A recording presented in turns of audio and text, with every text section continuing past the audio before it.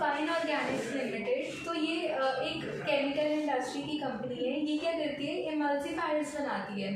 Basically emulsifiers क्या करते हैं कि फॉर एग्जांपल कैडबरी की चॉकलेट का एग्जांपल लेते हैं। कोई भी फूड होता है, बिस्किट है, हम चॉकलेट का एग्जांपल लेते हैं, तो उसको शेक में रखना।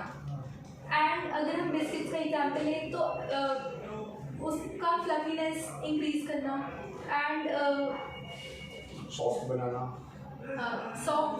एंड उसमें क्या होता है कि उसकी शेल्फ लाइफ बढ़ाना फूड की।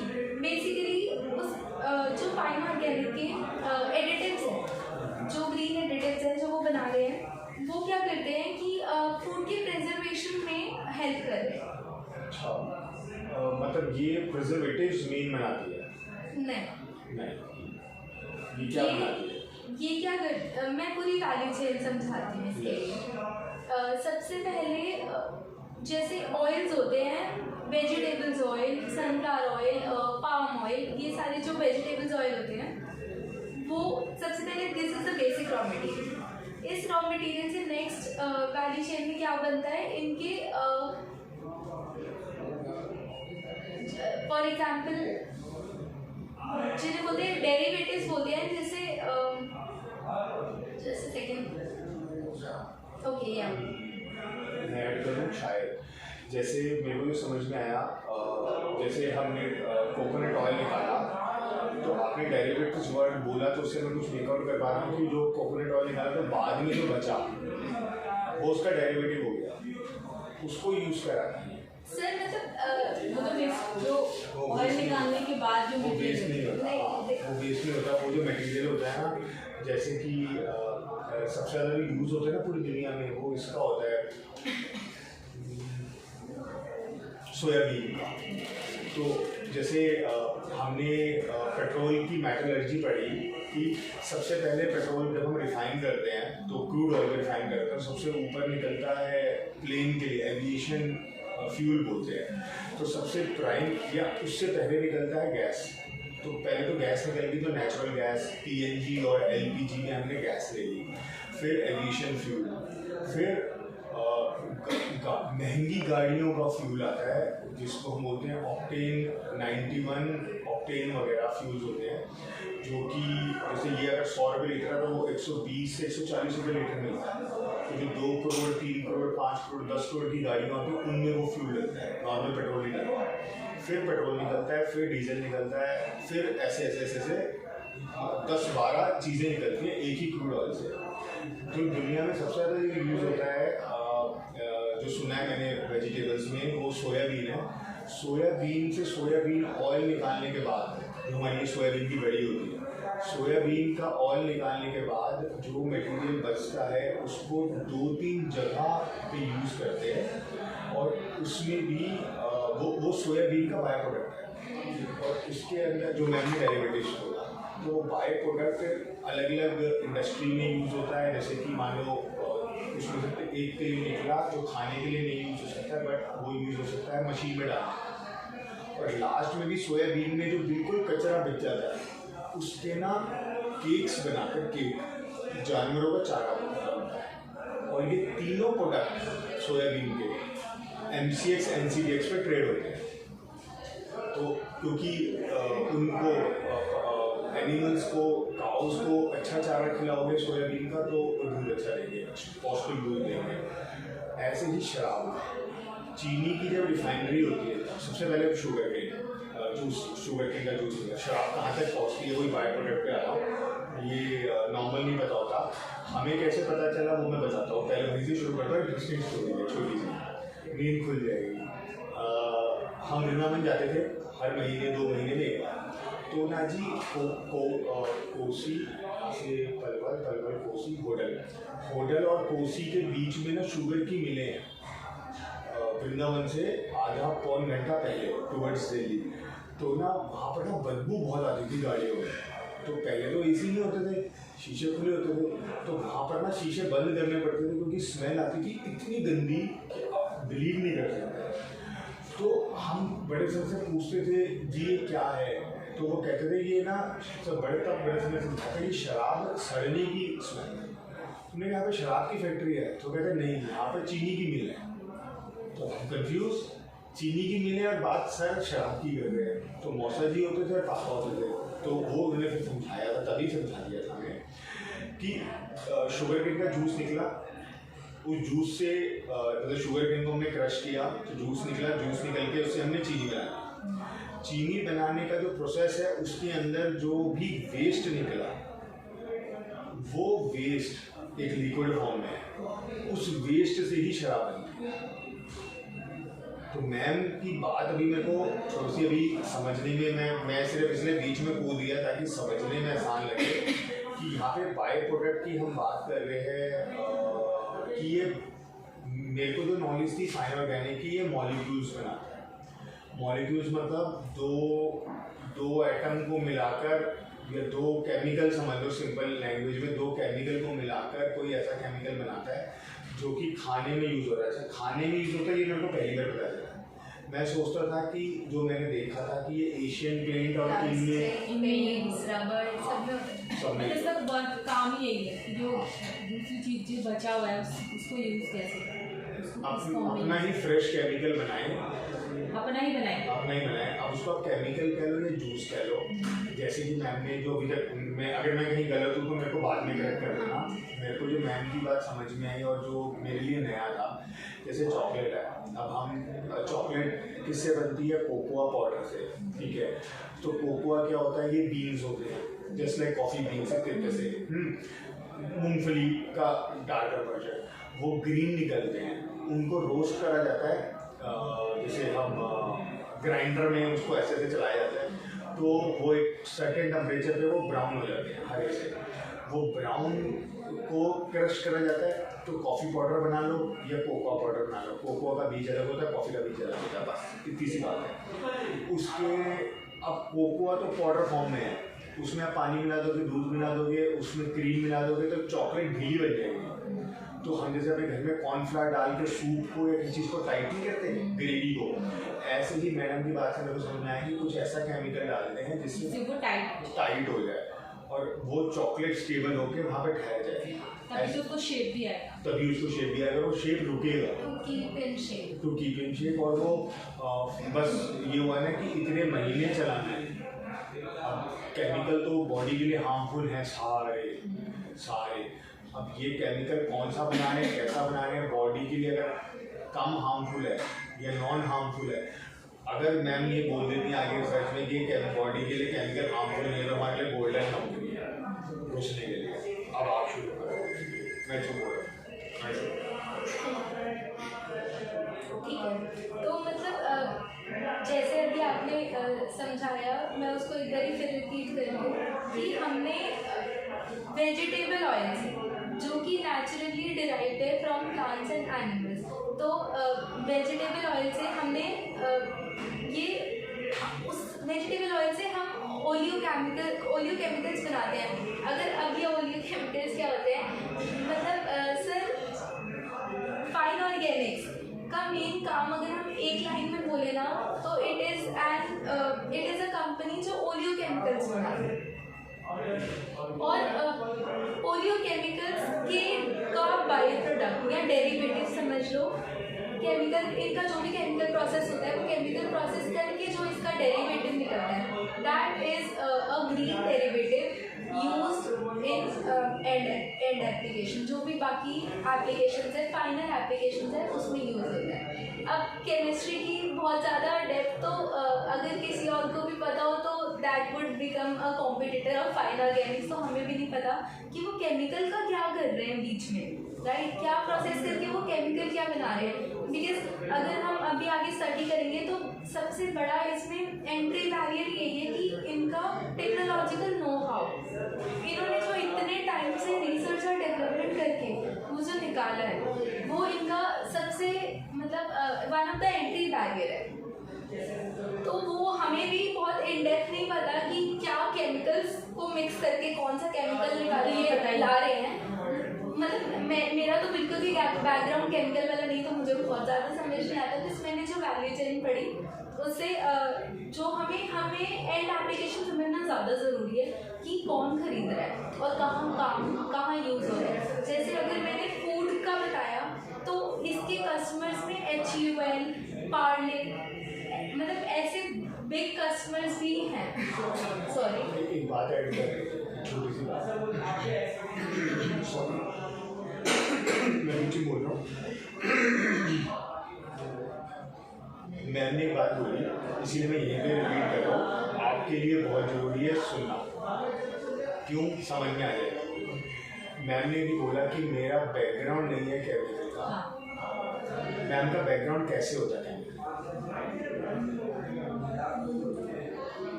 मैम ने तो कॉमर्स एग्जैक्टली, अगर ये पढ़ाई करती साइंस तो इनका बैकग्राउंड हो जाता है या तो केमिकल का या इलेक्ट्रिकल का या प्रोग्रामिंग का, या तो इनको ज़्यादा अच्छे से कंपनी समझ में आती और ये ज़्यादा अच्छा रिसर्च करते,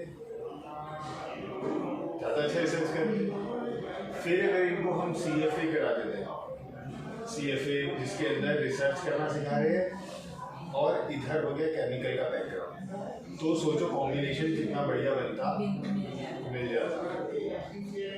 इसलिए परसों जब जतिन कह रहा था कि कॉमर्स करके हमें अकाउंटेंट बनना है या साइंस लेकर हमें कोई अपनी फील्ड डिज़ाइन, तो अगर इन्होंने ये ही हमारे साथ भी पढ़ा कि एक तो जो मैंने अभिन के साथ में, क्या अपने ही घर की रिकॉर्डिंग ऐसे मैं बोल रहा हूँ, अभिन के साथ जब अभी बैठा था, माई वाइफ्स सिस्टर सन सा टॉकिंग अबाउट, सो अभिन ने तो इंजीनियरिंग ले ली और वो प्रोग्रामिंग इंजीनियरिंग में ले रहा था।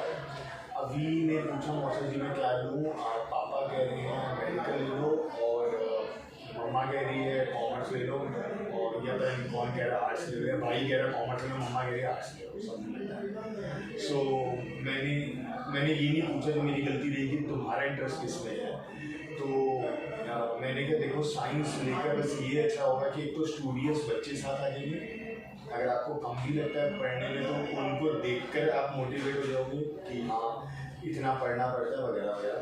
हम पहले ही थोड़ा रिलैक्स मूड में चले जाएंगे तो रिलैक्स हो जाएंगे ज़िंदगी भर, ये मेरा एक आउटलुक था। दूसरा उसको समझा था कि अगर पूरी सबसे हाईएस्ट सैलरीज अगर इस पे आ जाओ तो हाईएस्ट सैलरीज हैं फाइनेंस की लाइन में, मतलब चाहे वो JP मॉर्गन, सिटी बैंक या हम इन कंपनीज की बात कर लें वर्ल्ड वाइड, या मैन्युफैक्चरिंग में रिलायंस और इनकी बात कर ले तो मैन्युफैक्चरिंग और फाइनेंशियल सर्विसेज, मतलब एग्रीकल्चर हमारे पास सेक्टर क्या है जो हमने कॉमर्स से पढ़ा है, वो agriculture, manufacturing and services. Manufacturing में जब खुद मैन्युफैक्चरिंग है तो बीटेक का ही नाम है, और सर्विसेज वाले सेक्टर के अंदर फाइनेंशियल सर्विसेज है, मतलब जितनी तरह की सर्विस है, जैसे टूर्स एंड ट्रैवल एक सर्विस है, करेंसी एक्सचेंज एक सर्विस है, स्टॉक एक्सचेंज एक सर्विस है, बैंकिंग एक सर्विस है, जहाँ भी आप ह्यूमन से ह्यूमन मेकर काम हो रहा है, उस सारी सर्विसेज में जो नंबर 1 पैसा है वो है स्टॉक। मेरी नॉलेज में पायलट, डॉक्टर, साइंटिस्ट, इंजीनियर से ज़्यादा कमाई जिस सेक्टर में है वो है स्टॉक मार्केट की रिसर्च। उसमें चाहे वो एक्चुअल साइंस में जाए, मैम को नहीं पता, आपको शायद एक्चुअल साइंस सुना होगा इसलिए मैं आपको वर्ड यूज़ कर रहा हूँ।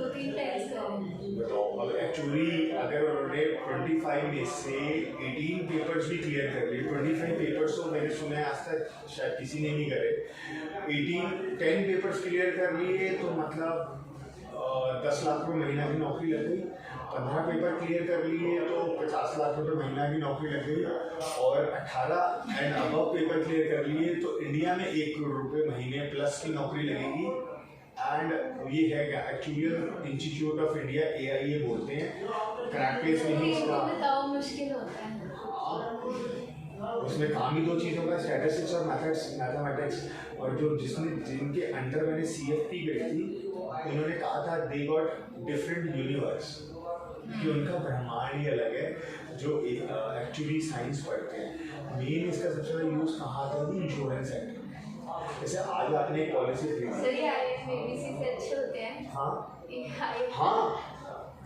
IIM से बहुत ऊपर, IIM तो एक बेंचमार्क बन गया, 1 लाख रुपए से मैक्स 5 लाख रुपए सैलरी। मैं तो करोड़ की बात करी भाई, महीना 1 करोड़, 2 करोड़, 5 करोड़ रुपये महीना, 10 करोड़ रुपये महीना, ये सैलरीज आती है कि कहाँ लगेगी नौकरी। ICICI prudential, HDFC life, LIC, इसके अंदर अंडर राइटर। जैसे आपने पंच करा कि मैंने अभी नई कार खरीदी, इंश्योरेंस का अमाउंट आया 79,000, वो कहाँ से आया? एक अपना ना पेन कार्ड ना दोबारा से दे देना, उसकी फोटो जो है ना डेट नहीं दिख रही है, थोड़ी देर कुछ हुआ। एक तो एक्चुअली साइंस के अंदर ये समझो कि मैंने अभी अपनी गाड़ी खरीदी, उसका इंश्योरेंस का अमाउंट आया 79,000। वो 79 कैसे बना? आपने अपने घर में LIC की पॉलिसी खरीदी, आप प्रीमियम दे रहे हो कि आपने तो बस इतना सुना 10,000 रुपये 10 साल दो 1 लाख, और मेरे को 10 साल बाद 2 लाख मिल जाएंगे, और उसमें इंश्योरेंस आ रही है 10 लाख की। तो उनको ये सोच रहा है कि मैं 10,000 रुपये ले रहा हूँ और 10 साल के दौरान कुछ भी हो गया तो बंदे को मेरे को 10 लाख रुपए लौटाने पड़ेंगे। तो वो 10 लाख लौटाऊं, 5 लाख लौटाऊं या 2 लाख की ही पॉलिसी दे दूँ। 2 लाख में तो सैलरी कहेंगे मैं तो नहीं खरीदनी, और 10 लाख में कहेंगे हाँ मैं भाग के खरीदूंगी कि हाँ 10 साल में मेरे को कुछ भी हो गया तो मेरे बच्चों को मेरे को 1 लाख देना है, मेरे को सिर्फ ये दुआ कर दी कि मैं मर जाऊँ बीच में। तो ये है एक्चुअली साइंस। सो सॉरी हम थोड़ा सा टॉपिक से इससे डेविएट हो गए, लेकिन ना मेन जो आपके माइंड में थोड़ा सा था, साइंस साइड से पढ़ाई करके एक तो थोड़ा सा इन डेप्थ हमारा पीयर ग्रुप ऐसा बन जाएगा स्टूडियस लोगों का, उनके साथ रह के डायरेक्शन बन जाएगी। एंड फिर हम अगर स्टॉक जो वो कहते हैं ना 3 इडियट्स में कि अगर बैंक में ही नौकरी करनी थी तो इंजीनियरिंग क्यों करे, इंजीनियरिंग की सीट क्यों खराब करी? यही इस क्वेश्चन का आंसर है कि भाई वहाँ पे हमें इंटेलेक्चुअल लोगों के साथ उठना बैठना है, इंटेलेक्चुअल लोगों के साथ हमें वो पढ़ाई करनी है जो हमें रिसर्च में काम आएगी। तो इस वो बैंक में नौकरी जो कर रहा है इन्वेस्टमेंट बैंकर बन के वो रिसर्च कर रहा है, क्योंकि ये खुद लोग जो डायलॉग्स लिखते हैं ये खुद अनपढ़ गवार है, जो बोलते हैं वो भी अनपढ़ गवार है, BA कर रखी हो तो भी बहुत बड़ी बात है। तो ये ऑलमोस्ट एक्टर्स 12वीं पास या समथिंग लाइक दैट चल रहे होते हैं। देयरफॉर ना एक्टर्स को नॉलेज है और जो डायलॉग राइटर जो लिखवाएगा वो लिख देगा। एग्जैक्ट द थिंग इज कि साइंस से हमें मैथमेटिक्स, स्टैटिस्टिक्स और थोड़ा सा जो माइंड में फास्ट कैलकुलेशन है ना, जैसे मैंने सरल जी को 4-5 या 10 दिन पहले बताया था, हिमांशी मैंने एक सौदा किया, उसमें 200 शेयर खरीदे और उसको 4 रुपये ऊपर बेचने लगाया, कितना प्रॉफिट आ रहा है? 800 रुपये। मैंने ये एनालाइज नहीं किया कि सिर्फ 800 रुपये के लिए मैंने रिस्क बहुत बड़ा लिया, और एक पॉइंट ऑफ टाइम ऐसा आया जब मेरे को उसके अंदर 25-26 हज़ार रुपये का लॉस हुआ। जब वो लॉस हुआ तब मेरे माइंड में क्या कैलकुलेशन नहीं गई कि मैंने रिस्क कितना बड़ा लिया। सिर्फ 800 रुपये तो कमाने थे मुझे। हाँ वो कम आ तो रहे थे 800 रुपये नहीं आनी, मतलब 800 रुपये मेरे को कमाने थे। हाँ, मैंने जिसे बाई करा 800 रुपये कमाने थे, 26,000 का रिस्क लिया और रिस्क ले लिया अनलिमिटेड। उस अनलिमिटेड रिस्क के अंदर मतलब अनलिमिटेड रिस्क लिया कि कितना ही लॉस हो जाए, बट वो लॉस लास्ट में 26,000 होकर आया। सोचो मैं इतनी सारी पढ़ाई लिखाई करने के बाद एंड में सिर्फ 800 रुपये के लिए क्या करके खराब करा। बताने का मुद्दा क्या है, सिर्फ कैलकुलेशन, 1 सेकंड की कैलकुलेशन आपके दिमाग में नहीं है। तो ये नॉर्मल कोर्स में जॉब में रह के नहीं सीख सकते। ये जब हम ऐसे रूम में बैठ के डिस्कशन कर रहे हैं ताकि हम दुनिया को नहीं बता सकते, बट यहाँ पर आप रिस्क एनालाइज कर सकते हो कि कहाँ मैंने गलती करी, और ये और पढ़ा लिखा होकर ये गलती करी है तो भाई आपने तो रिस्क एनालाइज नहीं किया, आपने हेज ही नहीं करा अपना रिस्क। अब हेजिंग आपको पता है, सरला जी को मेरे को एक्सप्लेन करनी पड़ेगी फिर से कि हेज क्या हुआ, कि मुनाफा और नुकसान दोनों पे मैं स्टॉप लॉस लगाया। तो मैंने नुकसान पे स्टॉप लॉस नहीं लगाया, मुनाफा अपने दिमाग में सोच लिया कि 800 रुपये पे सेलिंग लगा दी, लेकिन ये केशव को नहीं बोला कि जहाँ ये 10 रुपये गिरे वहाँ तो मेरे बेच भी दिए। ये है हेजिंग। तो वो हेजिंग ही मेरी पोजीशन है अपनी किसी भी प्रोडक्ट के साथ। सो दिस इज वाई जो मैंने बोला कि मेरा केमिकल बैकग्राउंड होता तो या मेरे को केमिकल नहीं आता, अगर होता तो रिसर्च इनकी नेक्स्ट लेवल होती। एंड फिर आपके पता है एज क्या होती है, आपकी इनकी स्पेशलिटी क्या होती है कि पूरी ज़िंदगी आप एशियन पेंट, बर्जर पेंट, जो क्रीम ऑफ द कंपनीज हैं, मतलब घर बनेगा तो पेंट तो होगा ही होगा। और हिंदुस्तान की फिर आपको सिर्फ इतना सोचना है, हिंदुस्तान की कितनी आबादी पक्के मकान में रहती है और कितनी आबादी कच्चे मकान में रहती है। जो मेरे पास लास्ट डाटा है 20% आबादी भी पक्के मकान में, 80% आबादी कच्चे मकान में। कच्चे मकान में झुग्गी झोपड़ी में। देश तरक्की करेगा तो 80% की जनता रहती है आपके लिए ये फाइन ऑर्गेनिक के लिए तैयार है। इसीलिए केमिकल हमारे लिए बहुत इंपॉर्टेंट है। केमिकल की जरूरत पड़ेगी नहीं। हाँ, तो रोटी, कपड़ा और मकान, तो ये क्या कर रहे हैं पेंट्स में, हाँ पेंट्स में पड़ेगा। पेंट्स में पड़ेगा, जैसे नहाना धोना, अपनी बॉडी का हाइजीन, पेंट्स और कपड़े के पॉलीमर। कपड़े में भी डाई और वो सब यूज होती है, केमिकल जैसे अब जो प्रोडक्ट है उसमें तो ये है क्रीम की सोप। आप बढ़वाए सर वैसे पॉलीमर पता है आपको? हाँ पता है, मैंने पूछो, एक्सप्लेन करो पॉलीमर क्या होता हाँ है। थोड़ा सा। पॉलीमर कुछ नहीं होता। पॉलीमर एक, अगर इसकी दो डेफिनेशन है सबसे सिंपल समझाने की। एक केमिकल है, अब एक केमिकल क्या हो सकता है, पानी के रूप में हो सकता है, क्रीम के रूप में हो सकता है, तेल के रूप में हो सकता है, बस होगा वो ढीला ढाला चिकना सा। यहाँ पर पॉलीमर, ये आप तो सिंपल भाषा में समझने के लिए पॉलीमर समझ लो केमिकल है, वो पाउडर फॉर्म में भी हो सकता है। हाँ, जैसे आपने कई बार अगर हाईवे पे चलते हैं तो ट्रक देखे या नहीं देखे, आज मैं आपको बताता हूँ, कई ट्रक्स होते हैं पीछे लिखा होता है लिक्विड ऑक्सीजन। और हमने तो सुना ऑक्सीजन, हम नाक से सूंघते हैं, लिक्विड ऑक्सीजन क्या होगी? वो एक तरह का केमिकल है। लिक्विड नाइट्रोजन, अब नाइट्रोजन तो हवा में मिली हुई होती है, तो 70% नाइट्रोजन है हवा के अंदर। तो ये क्या चीज़ भला आ गई लिक्विड, अभी लिक्विड उसको लिक्विड फॉर्म में कन्वर्ट किया ताकि उसको यूज़ कर सकें इंडस्ट्रीज़ के अंदर। तभी मैंने जॉन डी से पूछा था, तू जब जाता है उत्तराखंड रुद्रपुर तो बता तेरे रुद्रपुर हाईवे पे कितनी फैक्ट्री हैं? बहुत सारी फैक्ट्रीज हैं रुद्रपुर में, और रुद्रपुर और हल्द्वानी में, और ये कंपनी लिस्टेड हैं। आप क्या कर सकते हो रिसर्च में, उन कंपनीज को बाहर से लेंथ और ब्रेथ तो देख सकते हो ना, लंबाई चौड़ाई कि कितनी बड़ी है, अंदर जाके पूछ सकते हैं, परमिशन लेके जा सकते हैं कि मैं इतनी रिसर्चर हूँ, मैं ब्लॉगर हूँ और मेरी ब्लॉगिंग के मेरे पास इतने सारे यूट्यूब चैनल है, या मेरी रिसर्च में इतने लोगों ने मेरे इसके ब्लॉग्स को सब्सक्राइब कर रखा है, मेरे को आप मिलने का टाइम दीजिए। टॉप मैनेजमेंट मिलेगी आपसे, क्योंकि अगर उसकी अच्छी मार्केटिंग होगी प्रोडक्ट भी बिकेगा और उसके शेयर का प्राइस बढ़ेगा। तो they need bloggers and researcher जो उनकी कंपनी के बारे में लिखें। दोनों तरफ म्यूचुअल डिमांड एंड सप्लाई है। उनको तो अच्छे नहीं कि उनकी कंपनी के बारे में दिखे, लोगों को पता चल रहा है, फ्री में मार्केटिंग हो रही है, वो तो प्रोडक्ट मतलब बढ़ रहा है, लोगों को पता चल रहा है उसके बारे में। मैं तो इसलिए तो कहता हूँ रिसर्चर तो भगवान है स्टॉक मार्केट का, ऐसी थोड़ी बोलता हूँ। आप मुकेश अंबानी से मिलना हो, आप मैं जैसे अभी कल ही मेरे को सल्ला जी ने याद दिलाया, हम कुछ ना डिसाइड करते हैं मार्केटिंग के, तो सल्ला ने मेरे को यही बोला कि आपने हिमांशु को नहीं कहा था कंपनीज में भेजो, याद है? कंपनीज में भी रिसर्च भेजो। Once you get into it, once you get idea of it, कि लोगों को आपके बारे में पता चलेगा, तो ब्लॉगिंग और अपने खुद का ब्लॉग लिखना शुरू करो। जो आपने वीडियोज बनाई हमें वो वीडियोज उस पर अपलोड करो। एक बहुत सस्ता सा कोई महंगा जुगाड़ नहीं है।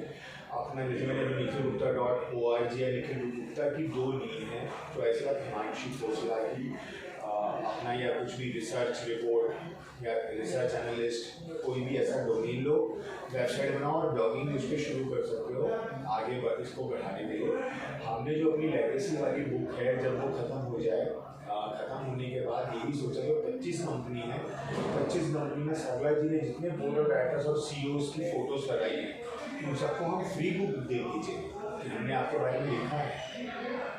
एक ने भी सोचो 25 कंपनी में 10 डायरेक्टर, 250 लोगों को बुक भेजी आपने हार्ड बाउंड, वो 250 में से एक ने भी, कौन सी कंपनी ने, TCS, इन्फोसिस, विप्रो, एक ने भी थैंक यू का लेटर या एप्रिसिएशन का लेटर भेज दिया, अगली बुक के कवर के ऊपर टॉप पे वो लगाएंगे, हम लिखेंगे, टेस्टिमोनी हो गई। वो हमारा टेस्टिमोनियल हो गया जो बुक के फ्रंट पे लगेगा, बुक के बैक पे लगेगा। अमेज़ॉन के ऊपर 80% बुक्स उसका सिर्फ कवर देखकर ही बेची और खरीदी जाती है, अंदर तो जब आती है तब हम पढ़ते हैं ना जी। तो कवर से जो बुक बिकती है तो वो टेस्टिमोनी बुक के टॉप पे छपेगी। क्योंकि मैंने जो पहला, मैंने ये क्यों ऐड किया बीच में रोककर, मैंने जो पहला नॉवल पढ़ा था ना आज से 4-5 साल पहले, रविंदर सिंह का, उसका टाइटल भी याद है, और my first novel in my life, I got a love story या I had a love story, समझ गया। तो आपने बताया था रतन टाटा, नारायण मूर्ति, क्योंकि रविंदर सिंह ने इन्फोसिस में काम किया था, तो इन्फोसिस का जो मेन फाउंडर है नारायण मूर्ति, उसको उसने जाके बुक दी होगी या जैसे भी, उसने एप्रिसिएशन लिखी थी कि very creative and a new fresh writing. उसने वो बुक के कवर के टॉप पे ये 2 लाइनें लिख के बाय नारायण मूर्ति लिख दी। मैंने वो नॉवल इसीलिए, मुझे क्या करना है लव स्टोरी का, बट जब मैंने पढ़ा तब मैं उससे ऐसा कनेक्ट हुआ कि मैंने वो पूरी रात में ख़त्म करी वो novel, and literally Himanshi believe me, I think वो बुक पढ़ते हुए मैं 10 बार हो जाऊँगा कम से कम। ये चाहेगी शैली मैम सो गई थी एंड मैं वो बुक पढ़ रहा था एंड 10 बार मैंने सुना। उसने फिर उसकी सेकेंड बुक वॉज पैथेटिक, फिर मैंने उसको फॉलो नहीं किया। तो फर्स्ट बुक में मैं इतना कनेक्ट कर गया कि हाँ देयर इज समथिंग, तो इसीलिए मैं आपको वो एक तो इंजीनियरिंग का और एक ब्लॉगिंग का, और पॉलीमर आपने जो क्वेश्चन पूछा, पॉलीमर इसको ऐसे समझ लो, ये एटम है, अभी क्या है, एक बिल्ली है, हम लोग इसी से बने हैं। लास्ट में जब जलाते हैं तो राख बच जाती है, जिसको हम गंगा जी में बहा देते हैं, है ना जी। वो राख जो है ना, या पेड़ है या ये तार है या ये, इसका ना जो इसको बारीक बारीक करते जाओ, इस पेन को बारीक बारीक करते जाओ और मशीन में पीटते जाओ, लास्ट में जो चीज़ बचेगी ना, जो ये केमिकल है, ये पेन भी तो किसी केमिकल से बना होगा ना, प्लास्टिक, जिसको बोलते हैं प्लास्टिक दाना से पेन बना है, ठीक है, तो वो ये होता है। तो हम लोग और वो सब चीज़ें मिलकर इसी से बने, जो खून का कतरा है, खून के एक बूंद में पता चलेगा 1 लाख 10 लाख या 1 मिलियन ऐसे छोटे छोटे डॉट्स हैं, ये एटम होता है, इसको हम बोलते हैं एटम। इसी से एटम बना है, इसी वर्ड से। एटम को जब 2 एटम मिलते हैं तो उसको बोलते हैं मॉलिक्यूल, मतलब 2 ऐसे बिंदी मिल गई तो उनको बोलते हैं मॉलिक्यूल। और इसी का इसमें polymer, poly means I think 5, ये तो जो याद है, पता नहीं 8 होता है या जो भी होता है मेरे को, बस ये जो फॉर्म है ना जी, इसको हम पॉलीमर बोलते हैं। तो ये भी ना एटम का ही इन्फ्यूज्ड रूप है। एटम बम क्या होता है, एटम बम में यही होता है, 2 अलग तरीके के ये डॉट्स वो उसके अंदर जोड़े जाए, वो ऐसे, मतलब एक बॉम्ब के अंदर एक इस खांचे में रखा है, इस खांचे में रखा है, जब बॉम्ब को ब्लास्ट करना होता है तो बीच में एक छोटा सा बारूद रख दिया, जिससे दोनों गिलास फट जाते हैं। वो दोनों गिलास फटे, ये दोनों मिले, ये दोनों मिलकर जैसे चुंबक नहीं होती, यूं करके जो हम उल्टा चुंबक चिपकती है और फिर दूसरी तरफ भागती है, ये ऐसे चिपक के इतनी जोर का धमाका करते हैं कि वो एटम होता है। उसमें यूरेनियम और hydrogen bomb is atom bomb. अगर वो देखी है जिसमें हम थोड़ा सा ऑफ ट्रैक हो रहे हैं, लेकिन जो ये मूवी आई थी जॉन अब्राहम की, जिसके अंदर 1998 में जो पोखरण के अंदर वो हमने न्यूक्लियर टेस्ट करे थे अटल बिहारी वाजपेयी के अंदर, जॉन अब्राहम के भी 2-3 साल समझ गए ना, 2-3 साल पहले, जिसमें वो IAS ऑफिसर होता है, देन ही रिजाइन, देन वो नाम याद नहीं, साइंटिस्ट को लेकर जाता है एंड 1998 में अटल बिहारी वाजपेयी जी के एज अ पीएम ये जो थे ना हमारे प्रेसिडेंट जो मुस्लिम प्रेसिडेंट थे हमारे जो साइंटिस्ट थे एपीजे अब्दुल कलाम ने बॉम्ब टेस्ट करे थे पोखरन राजस्थान में। Pokhran is in the border of Pakistan और हिंदुस्तान के बॉर्डर पे राजस्थान में पोखरन करके जगह है। वहाँ पर उसको ना उस मूवी में दिखाया गया। लास्ट में ना तब बिल्कुल मूवी खत्म हो गई थी तो हिंदी में और इंग्लिश में ना कुछ लिखा हुआ आता है। तो लिखा आता है कि 2 इन्फ्यूज बॉम्ब करे थे। इन्फ्यूज मतलब 2 एटम को मिलाया, एक दूसरे को टकराया तो वो फटे। और एक था जो जिनको मिलाना नहीं पड़ा, बिना मिलाए ही वो फटे। तो उसका नाम होते हैं वो उसमें लिखा। तो मेरा क्या होता है, मैं जब मूवी खत्म होती है लास्ट में राइटर आता है ना, वो मूवी असली ज़िंदगी पर उस राइटर को जरूर पढ़ना। मूवी से कुछ समझ आया ना आया, लेकिन जो रियल घटना हुई होगी ना वो मूवी के एंड में लिखा हुआ है। तो चलो पॉलीमर से वेरी सैड नो कॉफी। ठीक है, तो Fine Organic is an established and reputed international player of oleochemical based additives. तो ये सबसे ज़्यादा इम्पोर्टेंट वर्ड है कि ये कौन से केमिकल्स बनाती है। ओलियोकेमिकल बेस्ड एडिटिव्स बनाती है ये। बेसिकली ये 2 वर्ड्स मेजर वर्क है कंपनी का। फिर उस जो एडिटिव्स है उसकी बहुत सारी एप्लीकेशन में वो एडिटिव्स यूज़ कर रहा है। जैसे वो food additives, polymer additives, additives for coatings में यूज़ हो रहा है, कॉस्मेटिक्स में यूज़ हो रहा है। अब जैसे एक सर अभी आप बोल रहे थे कि अगर ये केमिकल सारे हार्मफुल होते हैं, तो अगर ये ऐसे केमिकल बना रहे हैं जो हमारे लिए हार्मफुल नहीं है, मतलब अब ये कंपनी हमारे लिए अच्छी हो सकती है। तो जितना मैंने स्टडी किया है, ये क्या करती है कि फाइन ऑर्गेनिक्स ग्रीन एडिटिव्स बनाती है। तो ग्रीन एडिटिव्स में how is it better than petrochemicals. How मतलब जैसे पेट्रोकेमिकल्स होता है जो क्रूड ऑयल से बनता है और वो एनवायरनमेंट को भी हार्म करता है और वो वैसे भी हजार्डस होता है। और ओलियोकेमिकल जो वेजिटेबल ऑयल से बन रहा है, तो एक तो ये नेचुरल हो गया, वो सिंथेसिस होता है, और एक तो ये नेचुरल ऑलरेडी हो गया। उसके अंदर भी ये ग्रीन एडिटिव्स बना रहे हैं which are not harmful for environment भी। और उसमें मतलब जैसे इनका एप्लीकेशन है, फॉर एग्जांपल इन्हें प्लास्टिक का वो बनाना है कंटेनर और उसमें फूड रखना है।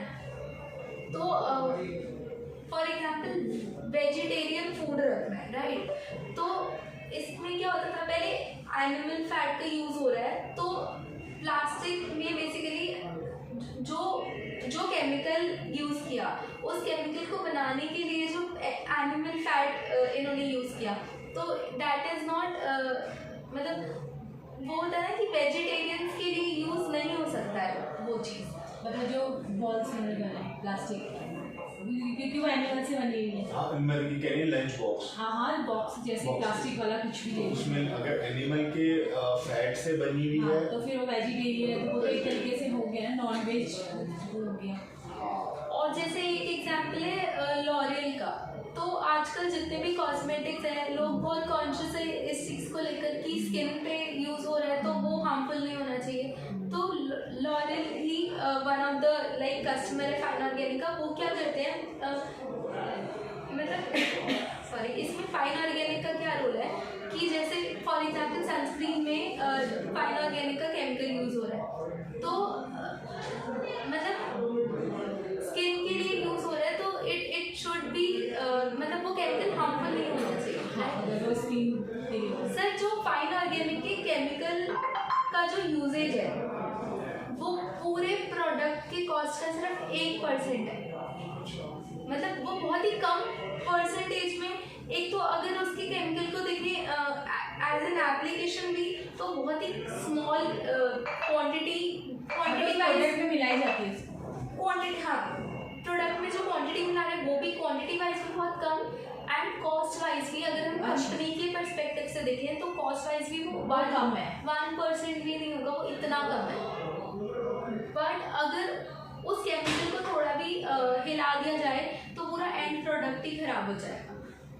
बेसिकली अगर मतलब ये बहुत ज़्यादा कंपनी ने अगर अप्रूव करा एक बार कि फाइन ऑर्गेनिक से हम ये डेरिवेटिव्स लेंगे तो कंपनी इजीली उसे चेंज नहीं कर सकती, बिकॉज ये बहुत ही कस्टमर स्पेसिफिक है एंड बहुत क्रिटिकल एप्लीकेशन है इसकी।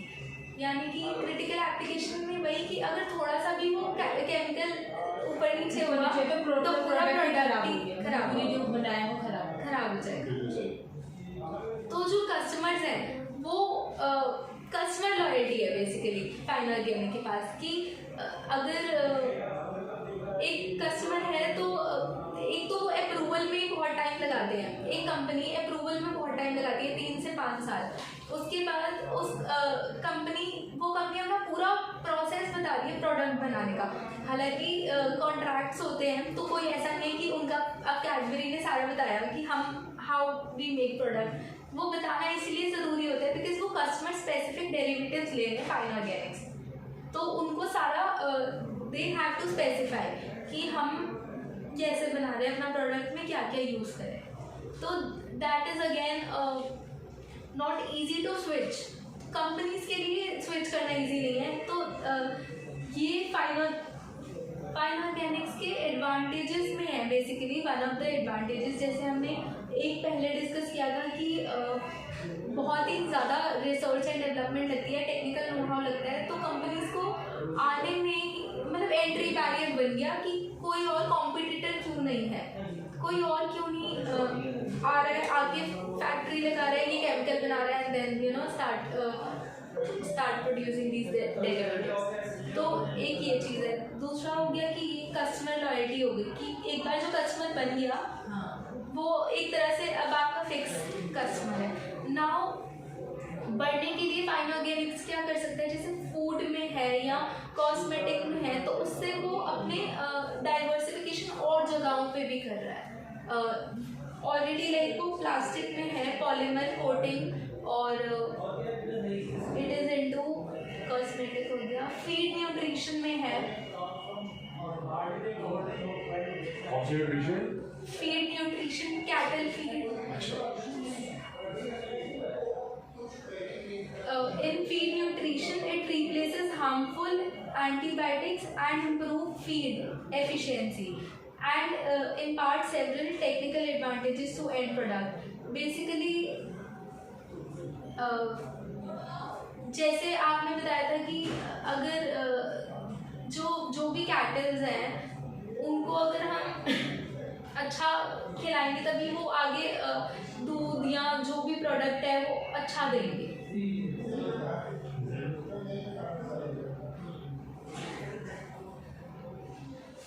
फूड एडिटिव्स में additives for maintaining the quality freshness of food product, impart better product structure integrity and help in increasing the shelf life of food product. ये food में था जो हमने सबसे पहले डिस्कस किया। पॉलीमर में it is use for various functionalities in wide range of plastic product made from various polymers.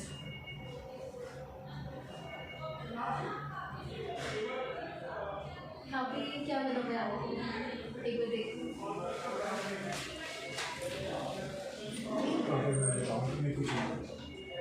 ये पॉलीमर में है,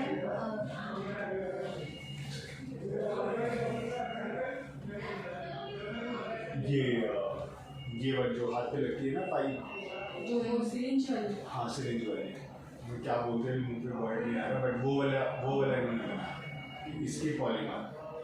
ये पॉलीमर दिखाती है कि लंच, ये वो है जो कैनोला, हाँ कैनोला, जब वो चढ़ाते हैं ना आपको लिक्विड तो वो लगती नहीं है पाइप सी, वो कम ज़्यादा करने के लिए ड्रॉप्स कैसे। तो इनका बताने का मेरे ख्याल से मेडिकल में, हाँ मेडिकल में यूज। तो इसको हाथ वाले को तो कनोला बोलते हैं, यहाँ बनता है कनोला, और ये कनोला से कनेक्टेड वाली पाइप है कि जो आदमी इतना सिक है या मर सकता है या मरने वाला है और या उसको बचाना है, तो वहाँ तक हम एक मतलब इतनी हाई क्वालिटी प्लास्टिक है कि ये जो कनोला है ये अगर घटिया प्लास्टिक का हुआ हाँ। तो सोचो जहर भी जाता जहर है, भी हो सकता है। अंदर जाता है साथ। हाँ, क्योंकि ये तो लिक्विड को उसी अकॉर्डिंग आपके शरीर में डालता है, सारा तो इसी से ही जाता है। और ये जो एडिटिव्स फॉर कोटिंग्स है, it is used as anti settling agent, emulsifier, thickening agent, wetting and dispersing agent. Coatings में anti use in coating application capable of improving the appearance and durability of coating. तो basically कौन सी coating वो सोचो, बहुत important है ये coating word. कौन सी कोटिंग? क्योंकि इससे पता है आपको ये मैंने मतलब एक तो हो गया कि सिर्फ हमें पढ़ना और सुनना या पढ़ना, कोटिंग में सोचना पड़ेगा कि कौन सी कोटिंग की बात कर रहा है। जब हमें ये पता चल जाएगा कि कौन सी कोटिंग की बात कर रहा है, फिर हम उसकी इंडस्ट्री में घुसेंगे। तो एक तो ये हो गया कि हमने खरीदा ये वाला शेयर, एक फिर हम उसकी कोटिंग समझ जाएं कि ये माल कहाँ कहाँ बेच रहा है, कौन कौन सी इंडस्ट्री, और फिर कंपनीज। तो ये एक तरह की कोटिंग ही तो है कि जहाँ जहाँ ये माल बेच रहा है तो उसकी नीड भी है या नहीं, जरूरत होगी पब्लिक में, तभी तो ये भी इससे भी डिमांड आएगी, इससे डिमांड आएगी। तो ये कोटिंग है, इसके ऊपर देखो इस पे सिल्वर, ये सिल्वर कोटिंग हो गई। और कोटिंग कहाँ है, मतलब गाड़ियों के ऊपर, गाड़ियों की सर फ्रिज के ऊपर। हाँ फ्रिज के ऊपर। सर देखा जाए केमिकल हमारे कितने कितने सारे छोटे छोटे भी प्रोडक्ट्स में यूज होते हर जगह ही लग रहा है केमिकल। अगर देखा जाए जैसे कॉस्मेटिक में तो हर चीज में होते हैं बिना उसके केमिकल का। बाकी भी हर चीज में होता है। अगर हम इधर कोई भी चीज देख ले उसमें केमिकल इज यूज समहाउ। मैंने भी कभी नहीं सोचा था। प्रोडक्ट के ऊपर लिखा ही रहता है, मतलब हर प्रोडक्ट देखा नहीं। खाने की बिस्कुट खाने की वगैरह, हर बिस्किट्स चीज़। वगैरह। लेकिन आपने कुकी का एग्जांपल लिया बिस्कुट्स का, तो मेरे को बहुत सही लगा कि अच्छा वहाँ भी है। अब केमिकल तो मान लो तो पेस्ट है, पेस्ट को कुछ भी शेप देना है या उसके ऊपर कुछ भी मतलब डिज़ाइन कुछ भी करना है, बिस्किट्स के ऊपर जैसे पार्ले ये होते नहीं ऐसे बिस्किट, वो करने के लिए कुछ तो यूज़ होता होगा उसको शेप देने के लिए। इवन जैसे केक हो गया, हाँ। अब जैसे केक में तो हम सोचते हैं केक है क्रीम है, लेकिन जब उसके ऊपर हम जो चीज़ें बनाते हैं, जैसे कोई भी डिज़ाइन, जैसे बर्थडे केक्स का डिज़ाइन बनाया, तो वो सारा तो वो उस क्रीम में केमिकल मिलाकर ही तो शेप बनती है। या केक जिससे बना है जिस चीज़ से, वो भी तो केमिकल, उसमें तो कुछ। हाँ, मान लो हम वो मान लेते हैं कि वो ब्रेड और क्रीम है। हाँ।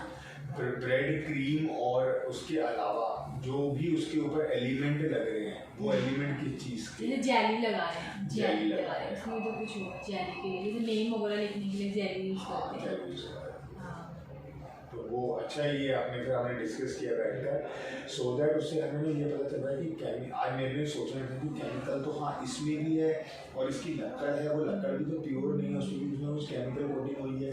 ऐसे ही ये स्टैंड ले लो या मोबाइल का वो ले लो, उसकी भी कोटिंग केमिकल से हुई है, प्लास्टिक भी केमिकल से ही बना है। तो ये तो बहुत सारी, और फिर खाना हर जगह केमिकल तो केमिकल की नीड है ही है। तो मतलब एक हमारे लिए आगे के लिए हम रोटी कपड़ा मकान की जो बात करते हैं, केमिकल हमारे लिए इम्पोर्टेंट सेक्टर हाँ, हो और गया। कपड़ा बन रहा है या कुछ भी चीज़ बन रही है, केमिकल कहीं ना कहीं तो यूज हो रहा है। बस हिमांशी एक बात और बता दो, आपने खाने पे ले गई, प्रोडक्ट्स पे भी हमें ले गई। मेरे लिए आपकी प्रेजेंटेशन यहाँ पे मेरे लिए कंप्लीट हो जाएगी अगर आप ये आंसर दे दो, ये दवाइयों में भी केमिकल दे रहे हैं, दवाइयों की कंपनीज में। अच्छा, ये फाइन हो गया, इसकी कुछ दे रहा है। तो हम खाने के साथ साथ, सिरिंजेस के साथ साथ हम कपड़े और तो ये पॉली वाला तो है ही ना, सिरिंज हाँ, पॉली वाला आपने शेयर नहीं करवाए थे लॉकडाउन में, बहुत ऊपर गया हाँ, था। क्या फिर नाम जो था? हमने मैं भूल गया। उसका नाम नहीं याद आ रहा, वो पॉली वाला मैं कुछ भूल नाम गया। था उसका, हाँ। जो हमने मतलब सर जो डबल से भी ऊपर हो गया था, आपने मेरे को भी दिलाए थे शेयर, वो पॉलीमर का ही कोई शेयर, इंजेक्शन आपने बताया इंजेक्शन बनाता है ये। याद है तो, और आपने पॉलीमर वर्ड याद किया, मैं तो भूल ही गया था। हाँ। कौन सा पॉलीमर है ये? मैं अभी इसका नाम सर्च कर रहा हूँ, मैं उसका शेयर प्राइस देखना चाह रहा था कि वो क्या प्राइस आ रहा है। आप आगे बढ़ो हिमांशी, मैं तब तक सर्च करता हूँ, देन आई गेट बैक। आप बस दवाइयों का नाम बता दो कि हाँ सारी दवाइयाँ भी बना रहे हैं। सर दवाइयों का तो इसमें नहीं, मैंने पढ़ा इसमें नहीं आया। दवाइयों का प्रोडक्ट पोर्टफोलियो में आया तो नहीं, बट जो पॉलीमर है उसमें आई थिंक सिरिंजेस का भी था, बट हाँ, ये पॉलीमर है, सिरिंज वाला कुछ है। पॉलीमेडिक्योर तो नहीं था? हाँ, ऐसे कुछ नाम था उसका। हाँ, मेरे का आपके अकाउंट में भी क्या आपने दी थी, मेरी आपकी भी बेच दी, लेकिन अब अच्छा हमने सही टाइम में बेच दिए। हाँ। ये 29 नवंबर को 1078 का हाई लगा था, हमने नवंबर के बाद ही बेचा था, कोई 950 के अराउंड जब मैंने हाँ, बेचे क्योंकि था। मैंने अराउंड 10 के लिए थे, 25 शेयर और 25 अराउंड भी गए थे शायद। हाँ, ऐसे तो अब ये 750 730 है, तो मैं आई एम जस्ट थिंकिंग कि सही टाइम पे दे दिया। ये फर्स्ट कोरोना 2020 वाला जो था ना, उसमें लिए थे। Very good. सला मैडम की हमने ये थोड़े नीचे के रेट पे लिए थे, अराउंड 600 या 4। बल्कि आपने उसको बेच के फिर दोबारा और ऊपर लिए थे, मैंने नहीं बेचे थे। सारे लीजिए। ये एक हमारे रिलेशन की कंपनी है, पॉलीमेडिक्योर। मेरे सबसे बड़े ताऊ जी की बात हम करो ना, उनके फ्रेंड की कंपनी। He got 5 factories in India and I guess 3 to 4 factories out of India, और सिर्फ एक काम करता था, सिरिंजेस बनाता था। तो ये समझ में आया कि कोविड के अंदर जब मतलब मेजर काम उनका सिरिंजेस का था, ये पाइप्स वगैरह बनाते थे। तो ये सोचा था कि अगर कोरोना का जब इंजेक्शन बनेगा तो इंजेक्शन तो ये बना ही रहा है, तो सिरिंज का यूज़ आएगा सबसे ज़्यादा। तो मेरे अकाउंट में आई थिंक मैंने 800 समथिंग के लेकर 950 के अराउंड बेचा था, और सरला मैडम के आई थिंक अगर मैं गलत नहीं कह रहा 450 रुपये के खरीद कर मैम के भी 950 के अराउंड बेचा थे। तो पैसे 450 की 410 के अराउंड ही लिए होंगे। मैम को ज़्यादा याद है मेरे को, हाँ। क्योंकि वो अंकल जब मेरे को मिले थे तब वो 400 पे मिले थे। तो वो मेरे ताऊ है, अगस्त 20 में ताऊ जी डाइड, और उनकी जो 13 डेज होते थे, एक दिन भैया से मिलने गया तो घर पे, तो वो बैठे थे, तो बात करते करते समझ में आया कि ये तो कोई कंपनी का मालिक है। अच्छा, फिर मैंने बड़े से अपने फादर से आते हुए पूछा कौन थे ये, तो सिरिंजेस और उसकी बात कर रहे थे। तो वो कह रहे थे जब एक भाई ने उनके यहाँ नौकरी भी करी थी, तो जब तू जो नौकरी करता था मैं 10,000 सिरिंज रोज की बनाता था, और अगस्त 20 में उन्होंने अपनी आउटपुट इन फैक्ट्रियों से खरीदी 10 लाख सिरिंजेस डेली की, इतनी सिरिंज बनाई। तो वहाँ मैम पॉलीमेडिक्योर नाम से वो पॉलीमर को याद करेंगे। गुड, चलो बढ़ता। Okay, so it is pioneer in developing wide range of unique specialty additives for variety of applications that are connected to humans in daily life, such as additives for food, polymer, cosmetic, coatings, etc. तो next point is अगर एक technical pinch of salt in the end product makes a huge difference in the performance of the product, यानी कि अगर थोड़ा सा भी मतलब बहुत ही क्रिटिकल एप्लीकेशन होता है इस केमिकल का, अगर थोड़ा सा भी चेंजेस होते हैं तो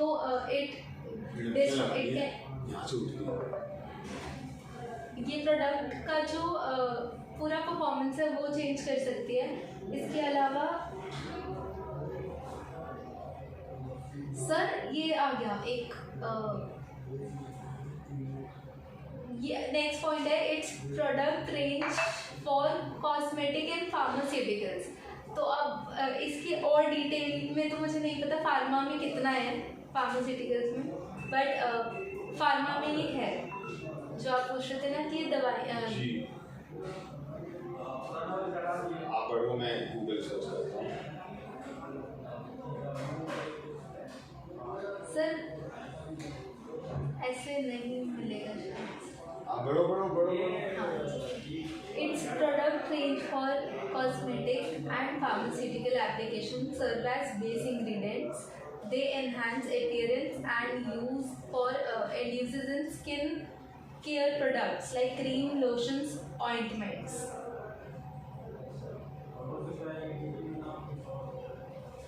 It is also used in manufacturing of food emulsifiers in India and expanded its range to antifungal agents, bread improvers, beverage clouding agents, etc.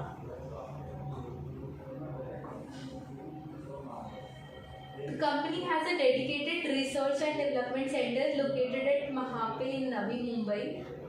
It is the first company to introduce slip additives in India and are the largest producer of slip additives in the world.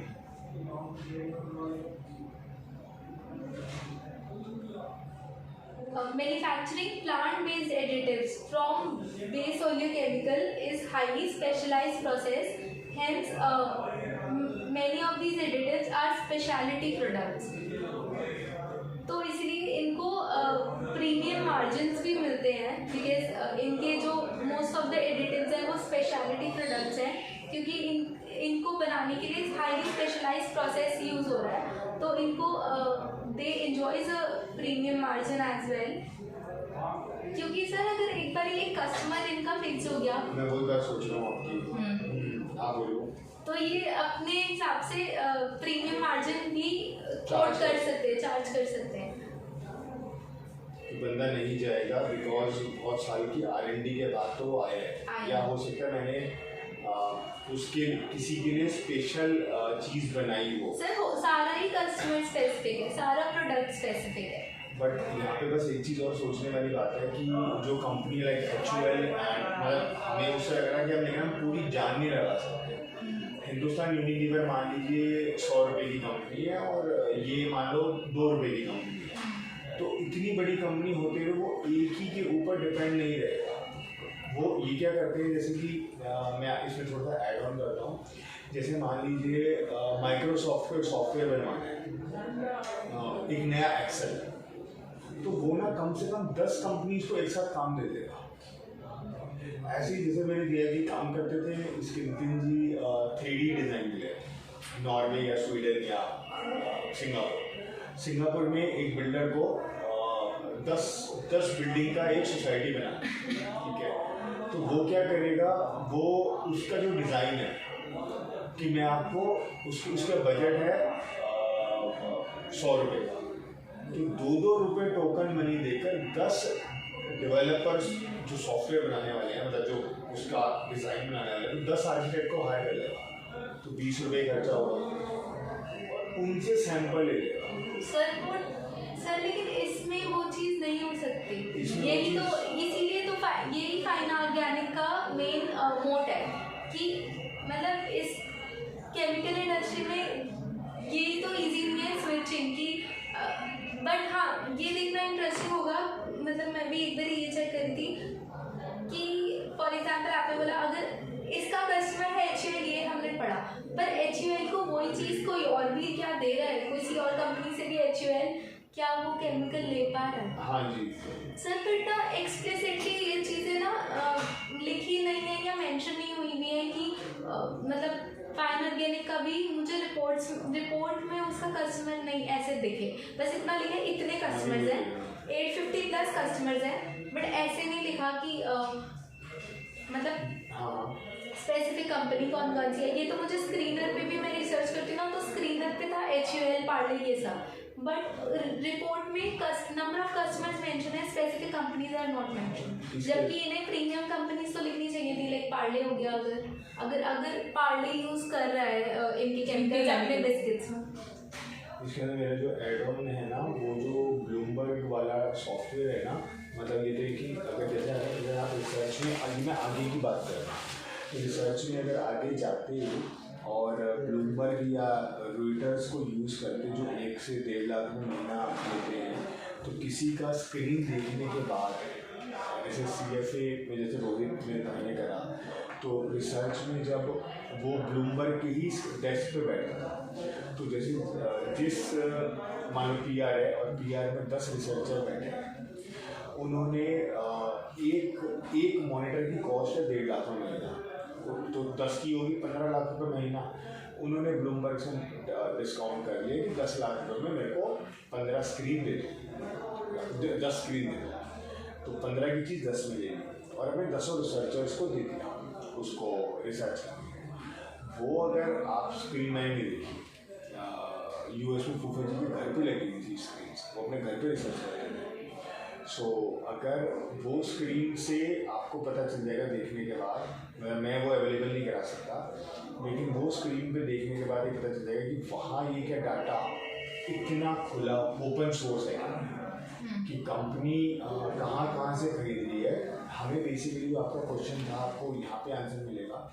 750 में से पता चलेगा कि एक Hindustan Unilever है जो 50% company को धंधा देगा। अगर लीवर भाग गई तो ये कंपनी खत्म हो जाएगी। एग्जाम्पल दे रहा हूँ।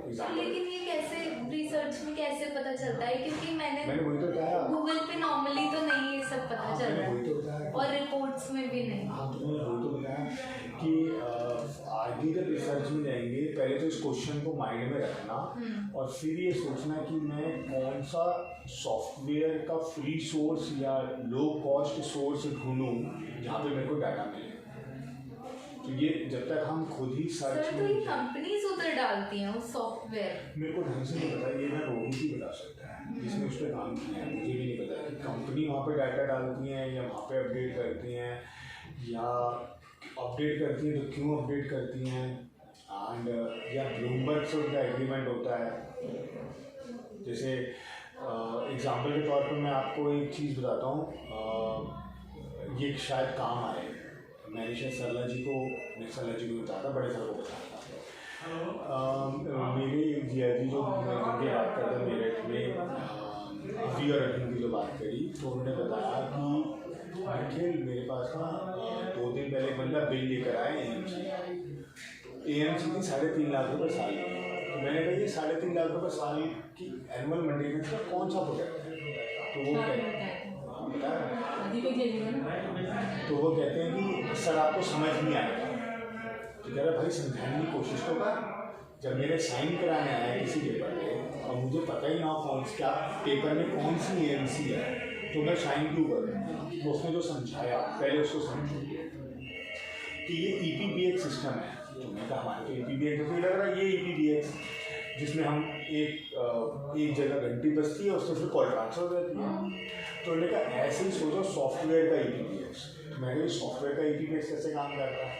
तो वो उन्होंने बताया कि हमने ना 4-5 एजेंसीज को, जो न्यूज़पेपर में अमर उजाला, हमने 5 एजेंसीज को सब्सक्राइब कर रखा है।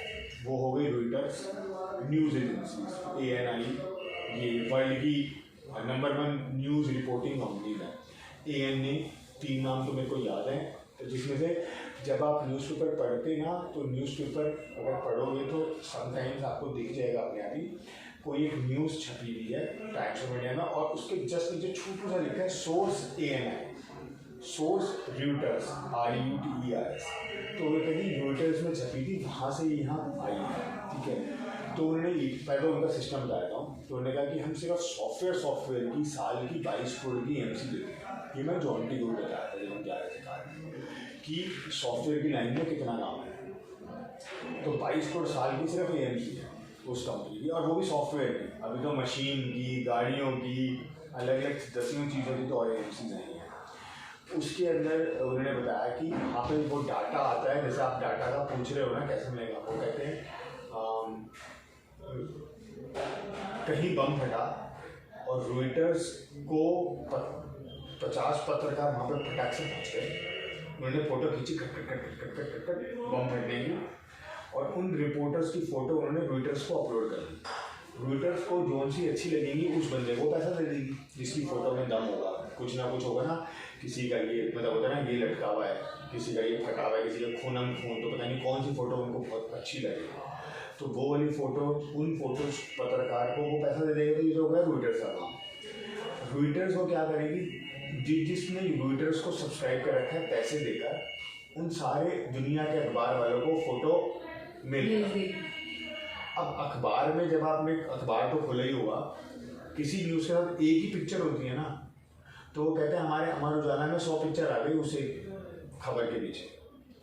तो हम क्या करते हैं, वो EPBX सिस्टम 10 एडिटर्स को 10-10 पिक्चर भेज देगा। तो तीनों में से जिसने भी बेस्ट पिक्चर उसमें चूज़ करी, वो पिक्चर कल के अखबार में छप जाएगी।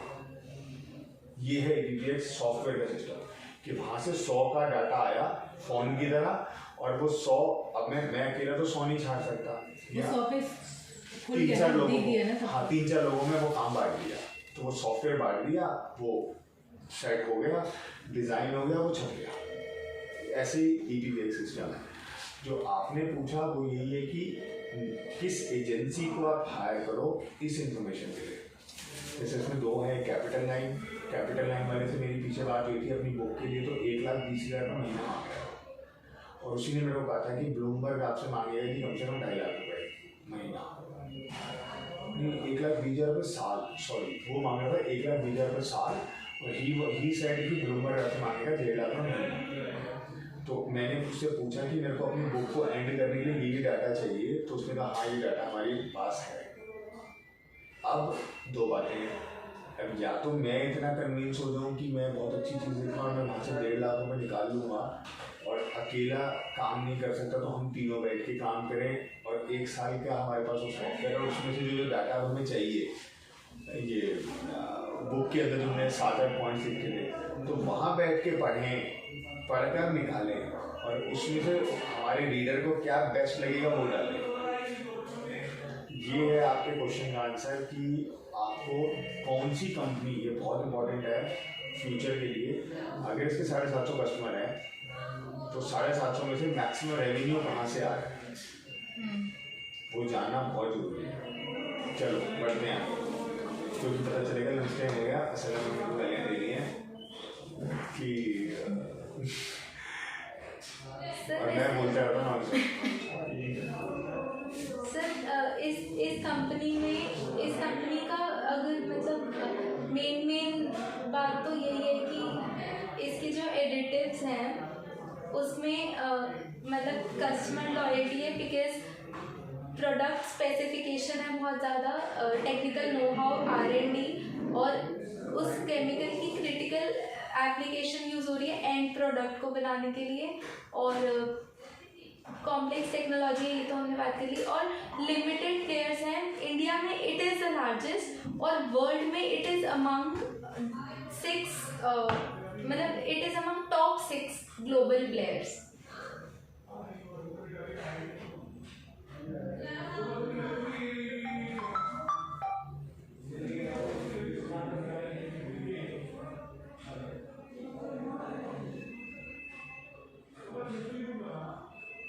सर इसका जो फाइन ऑर्गेनिक का जो केमिकल सेल होता है वो 70% सेल होता है प्लास्टिक की उसमें, और सिर्फ 30% होता है जो हम फूड की बात कर रहे थे। ये बहुत इंपॉर्टेंट पॉइंट आ गया। प्लास्टिक में मतलब हर किसी प्लास्टिक में तो इन्होंने यही दिया हुआ है, ये बड़ा मतलब इनकी साइड से मैंने ये पोर्टफोलियो लिया है, जिसमें प्लास्टिक में एक तो ये पॉलीमर एडिटिव्स हैं, और एक इनका, हाँ नहीं प्लास्टिक में बस यही है इनके, ये तो ये वही बनाते क्या था, पूरी प्लास्टिक नलियाँ जो होती हैं प्लास्टिक की पाइप, वो फार्मा में हो गया। ये बनाता नहीं है जी। हाँ ये इसमें केमिकल, वो प्रोडक्ट बनाने में इसका केमिकल लगता है। बिल्कुल। इस प्रोडक्ट में इनका केमिकल यूज होता है इस प्रोडक्ट को बनाने में। सर तो वैसे अगर प्लास्टिक इंडस्ट्रीज में तो और भी बहुत सारी चीज़ें हैं, नॉट जस्ट जो हम बात करें वो पाइप्स की। इसमें तो यूजेस प्लास्टिक की तो है, सारा सिरिंज बन रही है तो प्लास्टिक की जो उसके यूज हो रही है, जो उसमें नहीं मैं बोल रही हूँ कि मेडिकल के अलावा भी बहुत सारे, मेडिकल के अलावा भी और फील्ड में भी प्लास्टिक यूज होता है। हाँ जैसे मैंने आपने ट्यूब्स का नाम लिया, तो ट्यूबें हैं जिसमें हमारी क्रीम आती है, या ऑइंटमेंट का नाम लिया, जिसमें क्रीम रखी जाती है, वो भी तो अच्छा होना चाहिए, तभी नहीं तो वो खराब हो जाएगा, नहीं तो बॉक्स जो हो गया मतलब।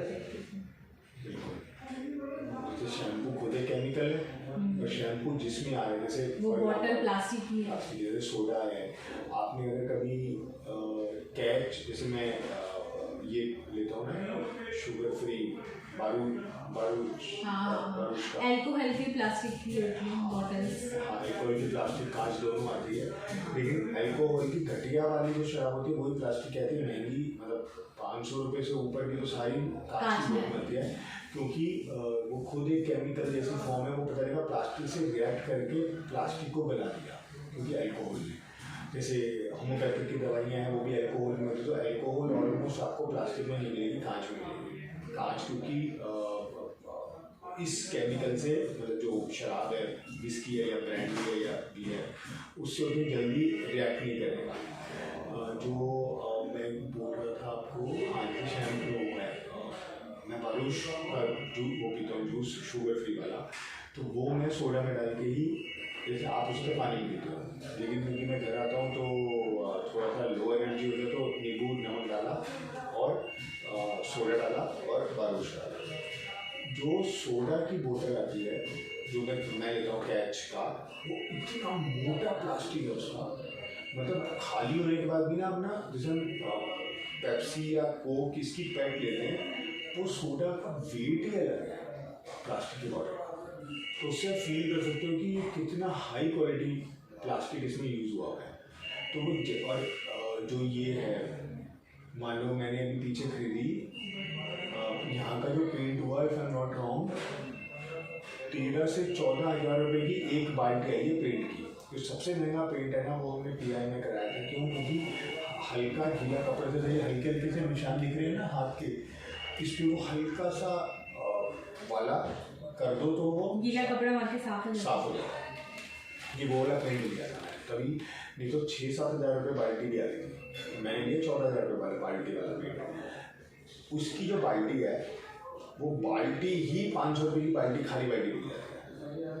तो ये पेंट वाले हमसे मांग गए, हमें दे दो।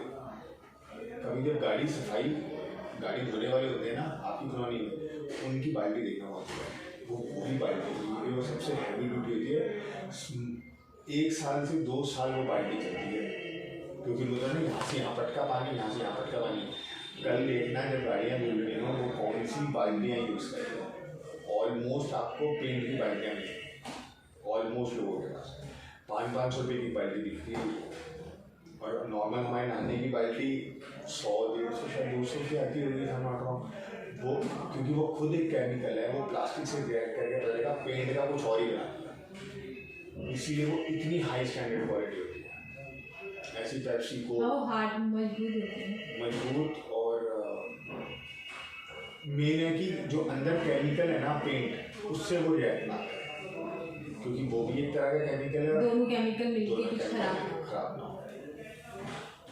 ये है आपका ये जो केमिकल यूज़ कर रहे हैं, मैं उनके अंदर एग्जाम्पल से समझा रहा हूँ कि कौन कौन से, जैसे इसका केमिकल हल्का हुआ, ये दोनों एक साथ मशीन में गए, इसका कलर इस पर आते ही था ना पहले, अब बहुत कम सुनते होंगे।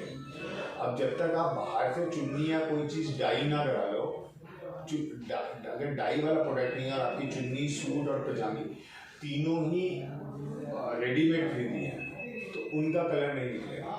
अगर डाई वाली चुन्नी या डाई, अगर मैं इसको कि हल्का हो रहा है और मैं इसको डाई करा दूँ नीले कलर, अलग से जो हम ले लेते हैं ना चुन्नी डाई वाली, उसका कलर आता है, उसका कलर आता है, और नॉर्मल का, वरना पहले का होता है नॉर्मल पूरा सेट में आता है, उसका नहीं आएगा, उसका वो तो सारा, क्योंकि एक ही कपड़ा है ना। मैम एक तो ये बात होगी, पहले क्या था कि ये जो एक सेट में आता था ना, उसमें से भी कोई सा कपड़ा रंग छोड़ जाता था, वो तो केमिकल क्योंकि हल्के यूज होते हैं, केमिकल इतने हैवी क्वालिटी के यूज होते हैं कि वो एक का रंग दूसरे में नहीं आता।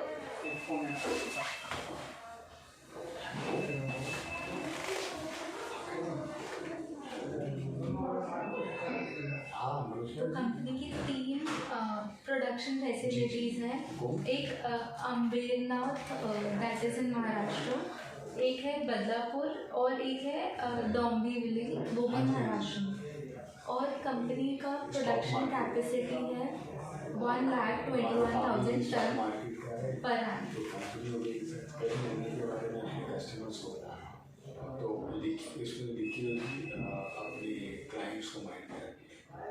तो कंपनी के पास फर्स्ट मूवर एडवांटेज भी है कि अगर इन्वेस्ट कर सकते स्टॉक मार्केट।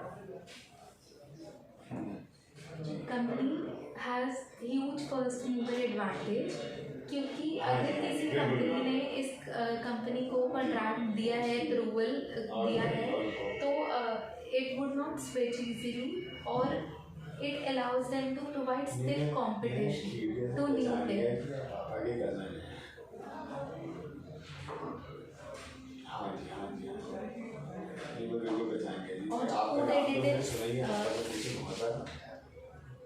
फूड एडिटिव्स 5.4% कैलोरी से ग्रो कर रही है इंडस्ट्री ग्लोबली, और जो इंडियन फूड एमल्सिफायर्स हैं वो 7.3% से ग्रो कर रहे हैं।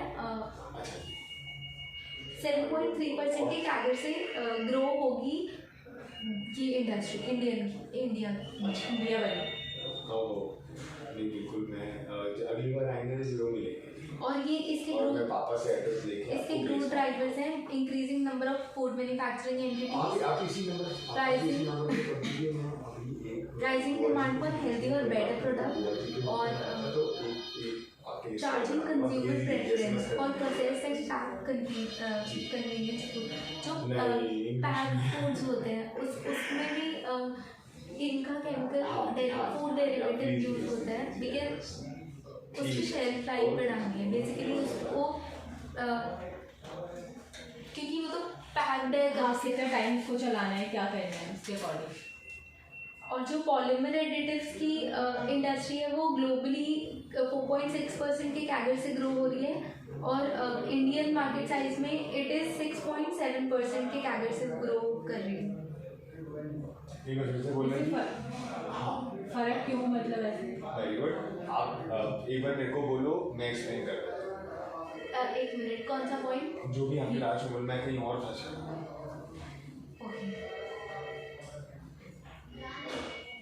पॉलीमर एडिटिव्स में strong growth in consumer durable, automotive, packaging and construction में इंडियन मार्केट साइज 6.7% के कैगर से ग्रो हो रहा है, और इस हाँ ठीक है, क्या बोलूँ।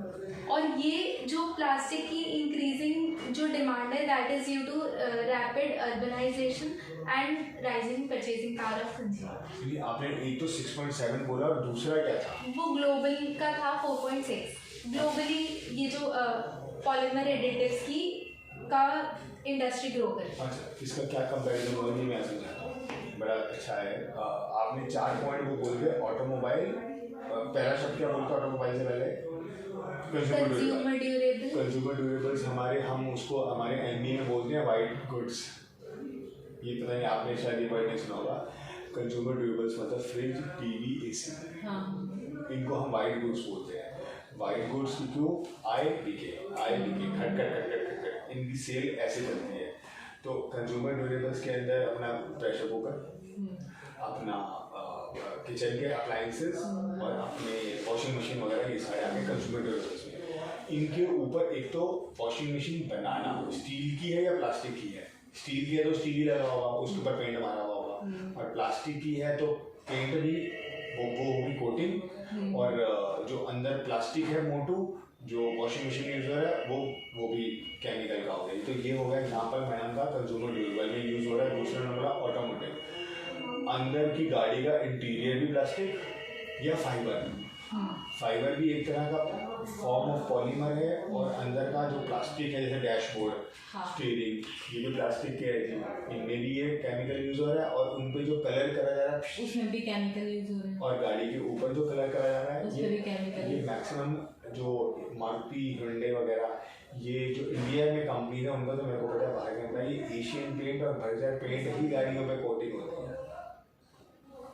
तो वो मेरे को कैसे पता चला कि एशियन पेंट से ही पेंट होती है? जब मेरी गाड़ी किसी का दरवाजा खुला और मैंने कंपनी के अंदर तो क्या पेंट कर रहे हैं मुझे नहीं पता। जैसे मैंने इनोवा 2-3 बार भी रिपेयर पे देकर आया था, और लेकिन जब मैं किसी हैदरपुर में या शालामार गांव में किसी लोकल मैकेनिक से जब पुरानी गाड़ी हो गई और दरवाज़ा पेंट कराया तो मैंने पूछा पेंट कौन सा करोगे? तो मैक्सिमम यही होता था Asian paint, Nerolac and Berger, इनमें से ही कोई पेंट यूज़ करते थे वो, तो वो उससे मैच कराते थे पेंट। तो आपने दूसरा बोला ऑटोमोबाइल, तीसरा वर्ड पैकेजिंग। तो चाहे इसकी गिफ्ट रैपिंग या मोबाइल जिसमें आया वो पैकेजिंग वगैरह, तो पैकेजिंग इंडस्ट्री भी बहुत बड़ी है। वहाँ पर जो दो थे ना सिंगल, एक हस्बैंड वाइफ सिंगल करके थे AY के प्रोग्राम में, दीपिका सिंगल एंड वो हस्बैंड वाइफ जो कर रहे थे, हाँ, वो मोटे मोटे से थे, वो पैकेजिंग का ही काम कर रहे थे। और जो अंकित चौधरी है मेरा फ्रेंड, वो पैकेजिंग का मटेरियल और वॉलपेपर और टिश्यूज में जो रोल आते हैं तो वो रोल ही मंगाता है इंडिया में।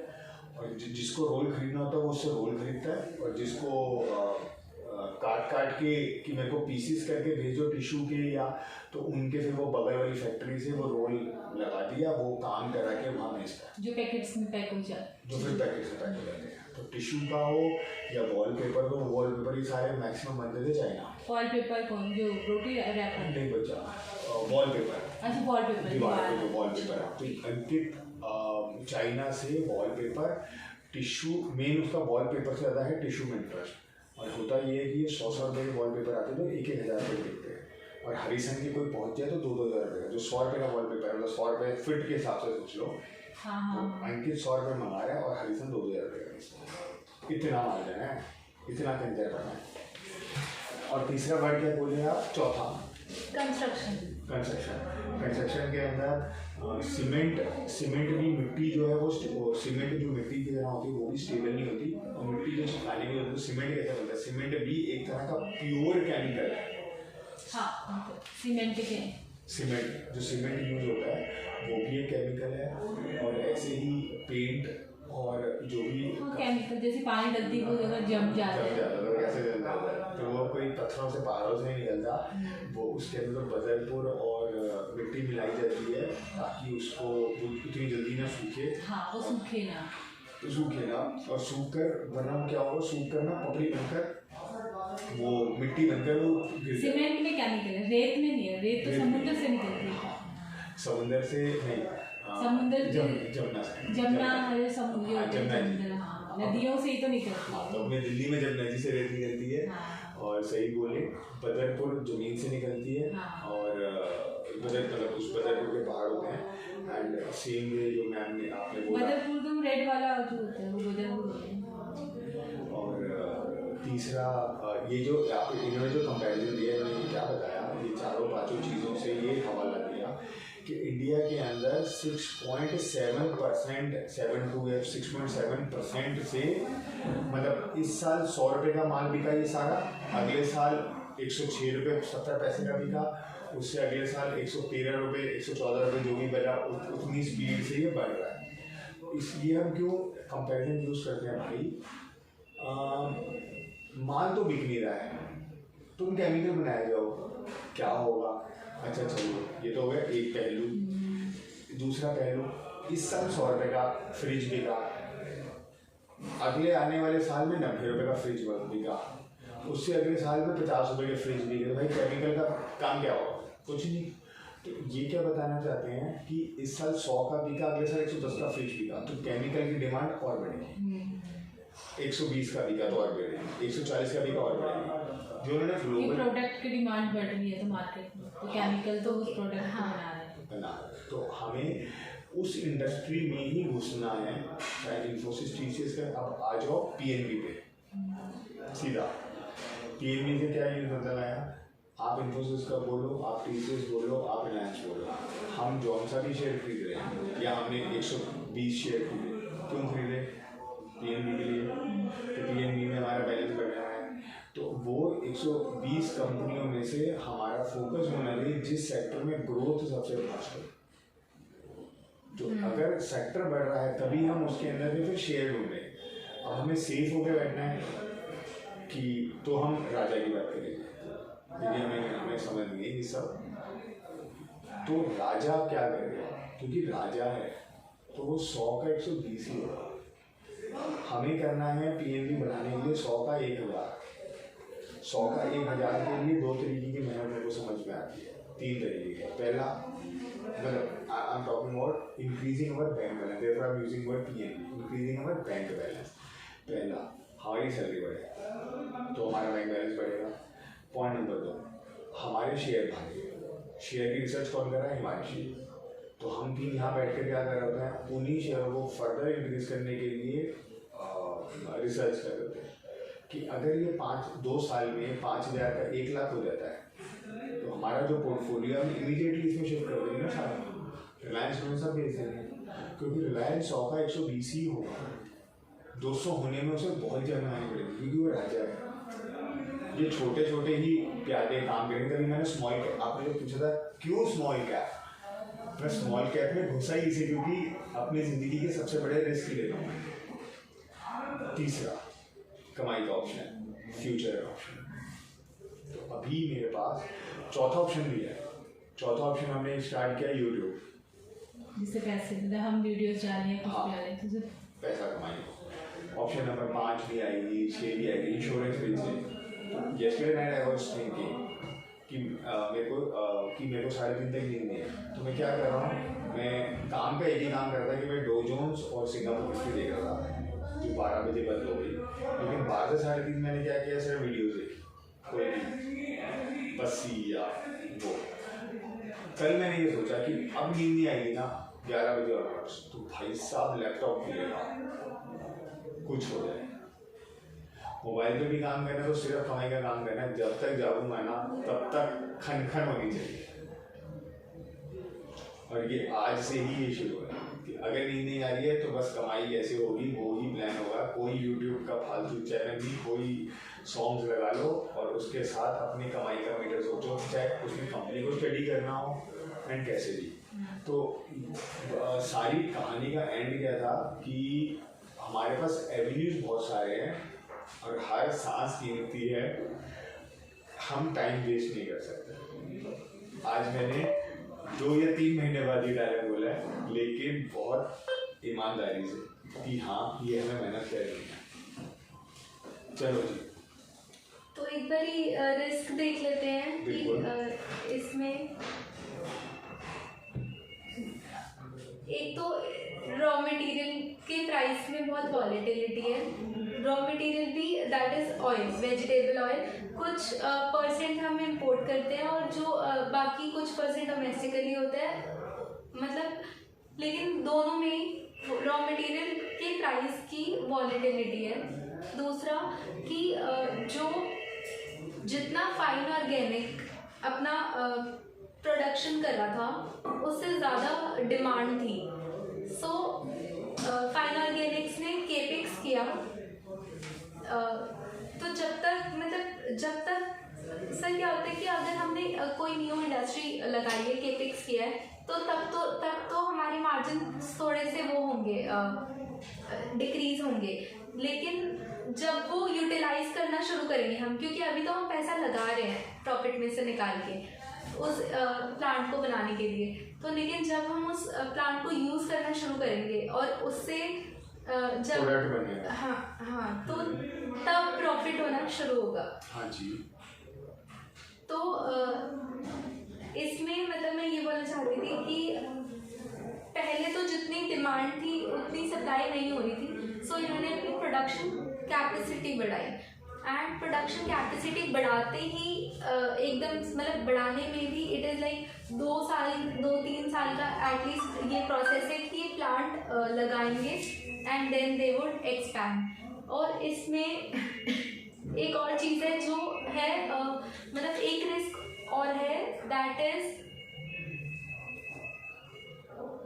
क्या बोल रही थी मैं, आई जस्ट हाँ मैं भी कनेक्ट नहीं कर पा रहा हूँ। नहीं मैं अब तो वैसे मैं नेक्स्ट रिस्क पे आ गई। अगर कुछ इससे पीछे का पूछना तो आप पूछो। नहीं मैं रिस्क पे ही हूँ आपके साथ, लेकिन रिस्क में हम क्या डिस्कस कर रहे हैं? सर एक मिनट, अभी लास्ट ईयर 2020 में क्या हुआ था कि इनको अपनी प्रोडक्शन वो जो प्लांट है वो बंद करने के लिए बोलते थे महाराष्ट्र में, बिकॉज ऑफ एनवायरमेंटल कंसर्न। तो this is also one of the risk जो most of the chemical companies में होता है कि पॉल्यूशन की वजह से कि मतलब एनवायरमेंटली वो हार्म नहीं करना चाहिए। बट दैट इज ये रिस्क टैकल किया जा सकता है इजीली बाय द कंपनी। तो ये बहुत बड़ा रिस्क नहीं है। ओके और कॉम्पिटिटर्स का सर जो स्क्रीनर पे शो कर रहा है वो तो रैंडम कंपनीज, स्क्रीनर पे तो रैंडम कंपनीज है, केमिकल की कोई भी कंपनीज लाइक दीपक नाइट्राइट भी डाला हुआ है, क्लीन भी डाला हुआ है, और वो उसके आसपास नहीं है। आसपास नहीं है बिल्कुल। तो मुझे थोड़ा सा मैंने कॉम्पिटिटिव, देखा था। हाँ, तो मुझे पेयर का थोड़ा सा पेयर कंपैरिजन नहीं समझ आया। नहीं हो ही नहीं सकता, क्योंकि उन्होंने उसमें एशियन पेंट और वो पेंट डाल दिए स्क्रीनर पर, क्योंकि उन्हें कुछ कंपैरिजन देना था।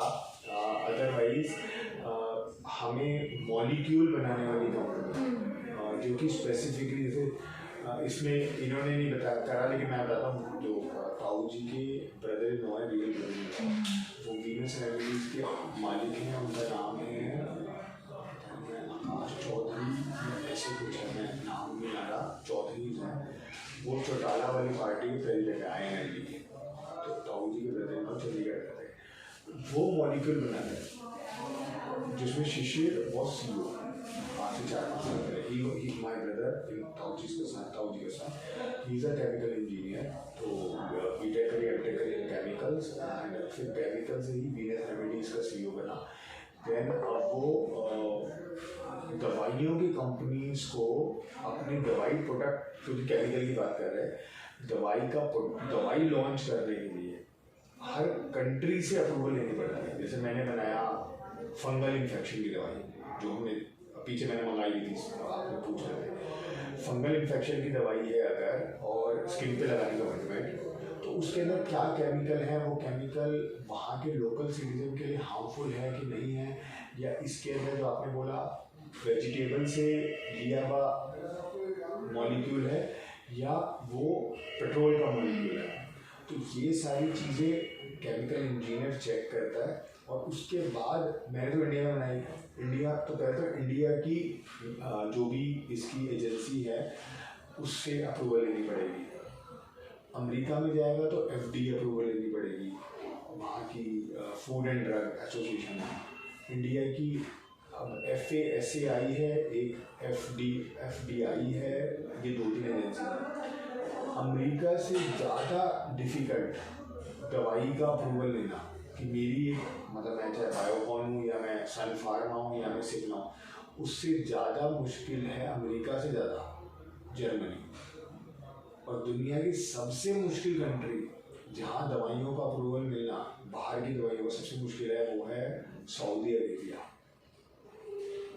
तो ये मतलब भाइयों इनसे रहता है। तो शिशिर ने वीनस रेमेडीज क्या काम करती है, वो दवाइयों के लिए मॉलिक्यूल बनाती है ये, तो वो कंपैरिजन बन सकता है। और शिशिर का अब क्या काम है, खुद इंडिपेंडेंट क्या काम करता है, वो अलग अलग कंट्रीज़ में घूमकर किसी जैसे कंपनीज उसको अप्रोच करती है कि, या वो कंपनीज को अप्रोच करता है कि मेरी ये दवाई इस कंट्री में उतरवा दो, वहाँ मेरी दवाई को लाइसेंस दिलवा दो बिकने का। तो वो उन कंट्रीज़ में जाकर वहाँ वो काम करता है। इंडिया में इसकी सबसे बड़ी लैब कहाँ है, मतलब वो दिल्ली का नहीं आता, जर्मनी से सीधा आता है हैदराबाद में काम किया। हैदराबाद में रेमडेक्सी की लैब है, सर फार्मा जो सबसे बड़ी दवाइयों की कंपनी है इंडिया की। सिप्ला की भी लैब आई थिंक वही है। उन लैब्स में से पेपर्स मिलते हैं, उन लैब, क्योंकि केमिकल इंजीनियर उन लैब्स को चेक करता है, फॉर्मेशन देखता है, और फिर वो बताते हैं कि किस कंट्री में लॉन्च कर रहे हैं, उस कंट्री के अंदर पेपर लगाओ। जैसे ये मोबाइल लॉन्च कर रहे हैं इंडिया में, मैं तो थोड़ी की मोबाइल की फैक्ट्री लगा लो, बेचना शुरू हो जाऊँगा, माइक्रोमैक्स या नोकिया, या गवर्नमेंट ऑफ इंडिया की परमिशन लेनी पड़ेगी। या मेरे को जैसे हच है, वोडाफोन है, तो मेरे को भी सर्विस देनी है टेलीकॉम की, गवर्नमेंट ऑफ इंडिया से परमिशन लेनी पड़ेगी, लाइसेंस लेना पड़ेगा, फैक्ट्री सेटअप, इंस्पेक्शन सब दिखाना पड़ेगा। मैं दवाई खिला रहा हूँ, वो दवाई जहर है या सही है, वो दिखाना तो पड़ेगा ना भाई। तो वो अप्रूवल्स किसी बंदे को जाकर किसी एजेंसी से लेना पड़ेगा। वो कहते हैं आपने दवाई किस किस पे टेस्ट की, कोरोना की दवाई है, पहले जानवरों पे टेस्ट हुई, उसके बाद 60 साल से ऊपर को लगी। 60 साल से ऊपर को क्यों लगी? कि कोई भी वो मतलब इसलिए कि ये मतलब बुजुर्ग को लगाएंगे 60 साल से बुजुर्ग कि कोई भी कुछ प्रॉब्लम होगी तो मतलब यंग जनरेशन को नहीं लगाएगी। बिल्कुल, क्यों? आंसर लो इसका परफेक्ट, गंदे वाला। दे दिया आपने आंसर, पर दोबारा मतलब अच्छे से नहीं समझ नहीं आया। हाँ। कि ओल्ड लोगों को लगेगा कि यंग जनरेशन को नहीं लगाई, क्योंकि यंग जनरेशन तो मतलब अभी ग्रो करेगी आगे, मतलब इसलिए ओल्ड को क्या होगा,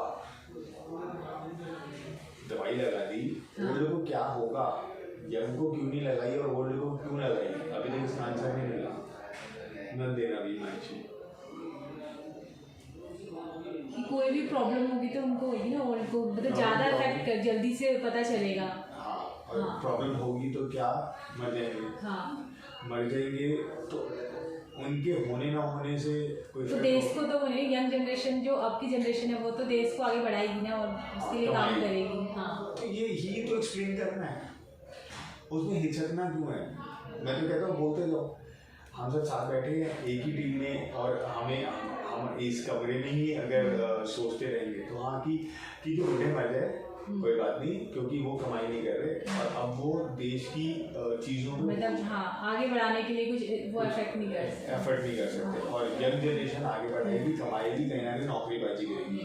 इसीलिए यंग जनरेशन को बचाया कि पहले बुढ़ों पे देख लें, और जिसमें से देखो दिवेश सर के पैरालिसिस हुआ, उनको पैरालाइज कर। शैली मैडम के फादर को पैरालिसिस हुआ, आपके कजन को हुआ, ऐसे ब्रेन स्ट्रोक, सेम पैरालिसिस जो उनको हुआ था आपके कजन को, शैली मैडम कोविड की उससे हुआ दवाई से। दवाई से।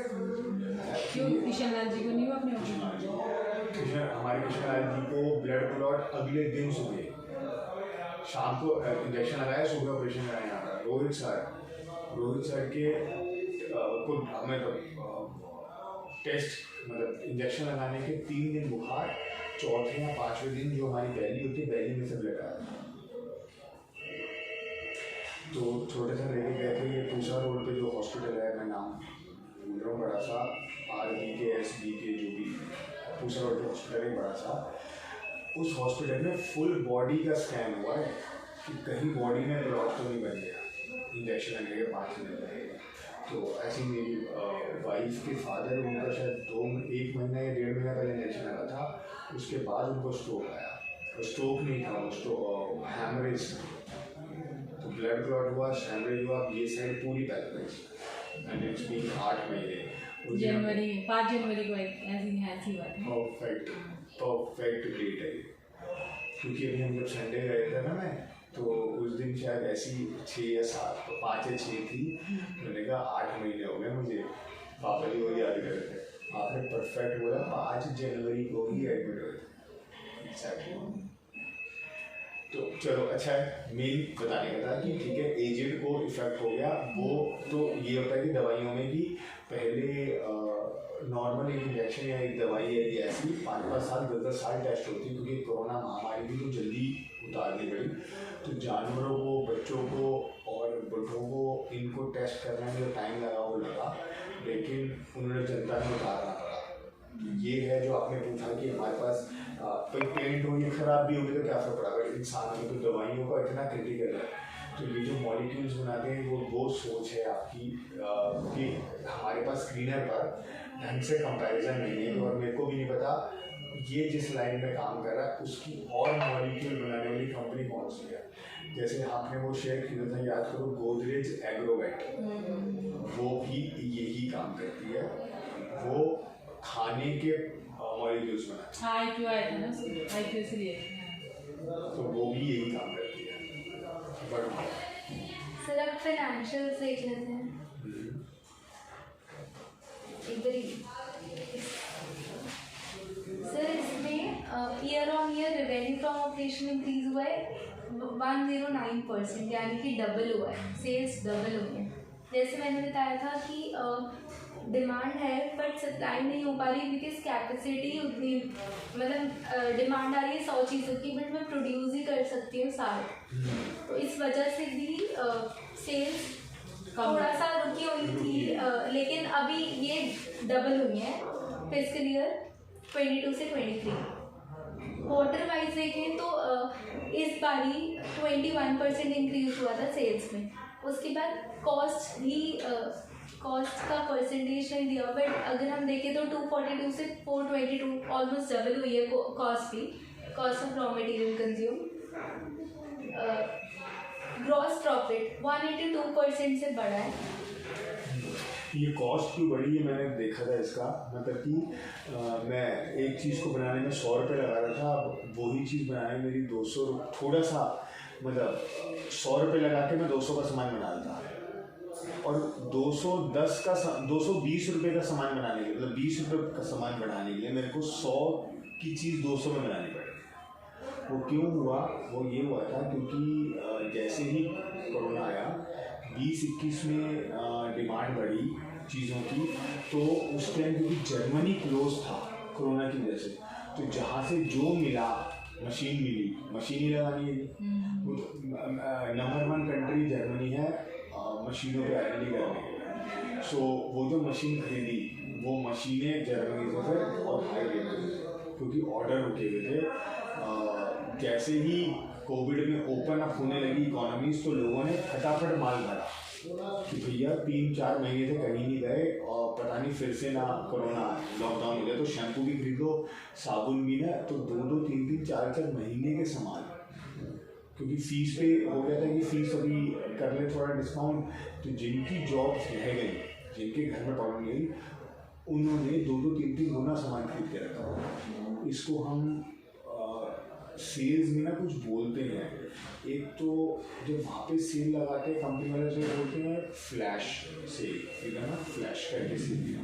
और जब आदमी बेतहाशा या बेसुध होकर बाइंग करता है, उसको भी ना मार्केटिंग में वर्ड बोलते हैं। तो अमेजोन और इन पे ना हमें था कि धड़ाधड़ बाइंग है कि धड़ाधड़। अब ये बात है अगस्त 20, चलो जी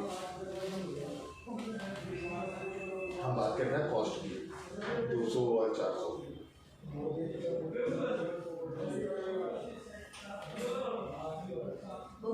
तो ग्रॉस प्रॉफिट 182% से इंक्रीज हुआ, और ग्रॉस प्रॉफिट मार्जिन पहले था 32% और अब है 43%। तो ग्रॉस प्रॉफिट मार्जिन बढ़ा है, मतलब एक्सप्लेन करूँ, like gross profit margin sir बढ़ना is good for the company, क्योंकि इट इज़ नॉट इंक्लूड अभी ये ग्रॉस प्रॉफिट का मार्जिन है अभी इसमें। Sales minus cost, sales price minus cost price से हमारा बनाना और बेचना का जो फर्क है वो अच्छा इम्प्रूव हुआ है, तो वो बाद में हमारा प्रॉफिट पे भी कन्वर्ट हो जाएगा। उसके बाद मतलब उसमें अभी ये एम्प्लॉय कॉस्ट और अदर एक्सपेंसेस इंक्लूड नहीं है। बिल्कुल सीधी डायरेक्ट कॉस्ट है। एबिटा मार्जिन इंक्रीज हुआ है 14% से 28% पे। उसके बाद अगर हम पीबीटी की बात करें तो 13% से 29% हुआ है, और प्रॉफिट आफ्टर टैक्स 36% था क्वार्टर, मतलब पिछले साल, और ईयर ऑन ईयर ग्रोथ हुई है प्रॉफिट आफ्टर टैक्स की 36% से it is 159%।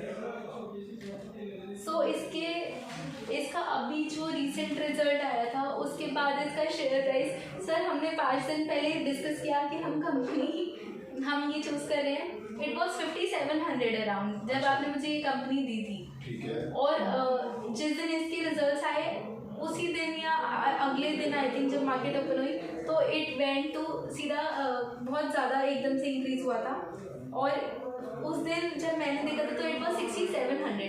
I was shock कि ये अभी सर ने मुझे जब बनाने के लिए दी थी तो इट वॉज 5700। आज मतलब आप ये कह रहे हो 300 रुपये गिरा हुआ है, आज गिरा है। अगर भाई साहब सही कह रहे हो। हाँ हम तो 5700 में सोच रहा था, लेकिन वहाँ से 6800 तक ये घूम कर आ गया है। मतलब 10 अगस्त को 6844 का इसका ऑल टाइम हाई है। इसका ये आया था ना Q1 का रिजल्ट तो बहुत अच्छा आया था, उस वजह से ये बहुत अच्छा एकदम से ऊपर गया था। और मुझे ये नहीं समझ आई अब ये नीचे क्यों हुआ। कल मार्केट ओपन, आज कल भी और आज भी ये थोड़ा नीचे हुआ है, क्यों? मतलब बहुत सिंपल है। वो जो मैंने बोला ना बेसुध होकर खरीदना, सोचो जब कोरोना के 3 महीने थे, उसी से आपका आंसर यही जो मैं बुक में साइकोलॉजी और बिहेवियर की बात करी है ना, आप एक बार याद करो, क्योंकि आप हाउस लेडी हो, ये आंसर मैं और मैडम नहीं देंगे। अपने घर की परचेजिंग मैं कर रहा था, क्योंकि क्वेश्चन मैं कर रहा हूँ, मैं ही आंसर दे दूंगा तो फिर बेकार हो जाएगी बात। आप ये बताओ, आपने इमीडिएटली 3 महीने के बाद 2 महीने बाद ऑफिस आए, 1-1.5 महीने बाद ऑफिस आए जब मैं कोरोना में डाउन हुआ, ठीक है।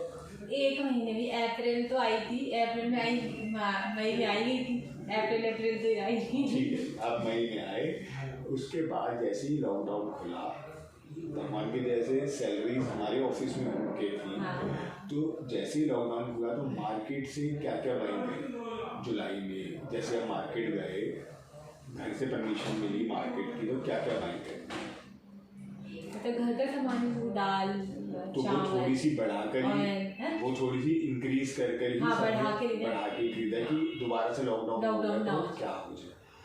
उसके अंदर जिनके पास, क्योंकि आई नो क्या ट्रबल्स थे, मतलब 5 किलो की नीड है तो 10 किलो ले लिया, 5-7 किलो ले लिया, कोई चीज़ मतलब हर चीज़ डबल ले लिया। लेकिन हिमांशी, मैं कोट नहीं करना चाहूँगा, बट घर में थोड़े से ट्रबल्स थी because of other family members, job issues, उसकी वजह से सरला मैम भागकर बाइंग नहीं गई। नहीं तो चलो कपड़े भी ले लो, स्कूल की ड्रेस नहीं ली, लेकिन हाँ वो 3 महीने में कपड़े भी घिस गए, बहुत चीज़ें हुई, बच्चों के टॉयज़ की, ठीक है टॉयज़ ले लो, हमने लैपटॉप्स बाय करे, मोबाइल्स बाय करे, क्योंकि वो दिख रहा था कि अब एजुकेशन ऐसी चलेगी, तो अपने सन का मैंने लैपटॉप जो रेट मिला, मतलब आई कैन से कि जो मैंने कभी 40 का सोचा था, वो 40 की चीज़ 60 की ली है। हो गई जब आपका आपने बुक कराया तो वो ऑलमोस्ट 40-45 वाली चीज़ थी जो हमने 70 की बाय की। तो और क्वालिटी भी थी, नो डाउट मेरे से फास्ट है, बट क्वालिटी भी अच्छी मिली, बट इतनी हाई रेट पे, क्योंकि हमें भाग भाग के बाइंग करनी। एक टाइम ऐसा आ गया था नेहरू प्लेस के अंदर, नेहरू प्लेस जाओ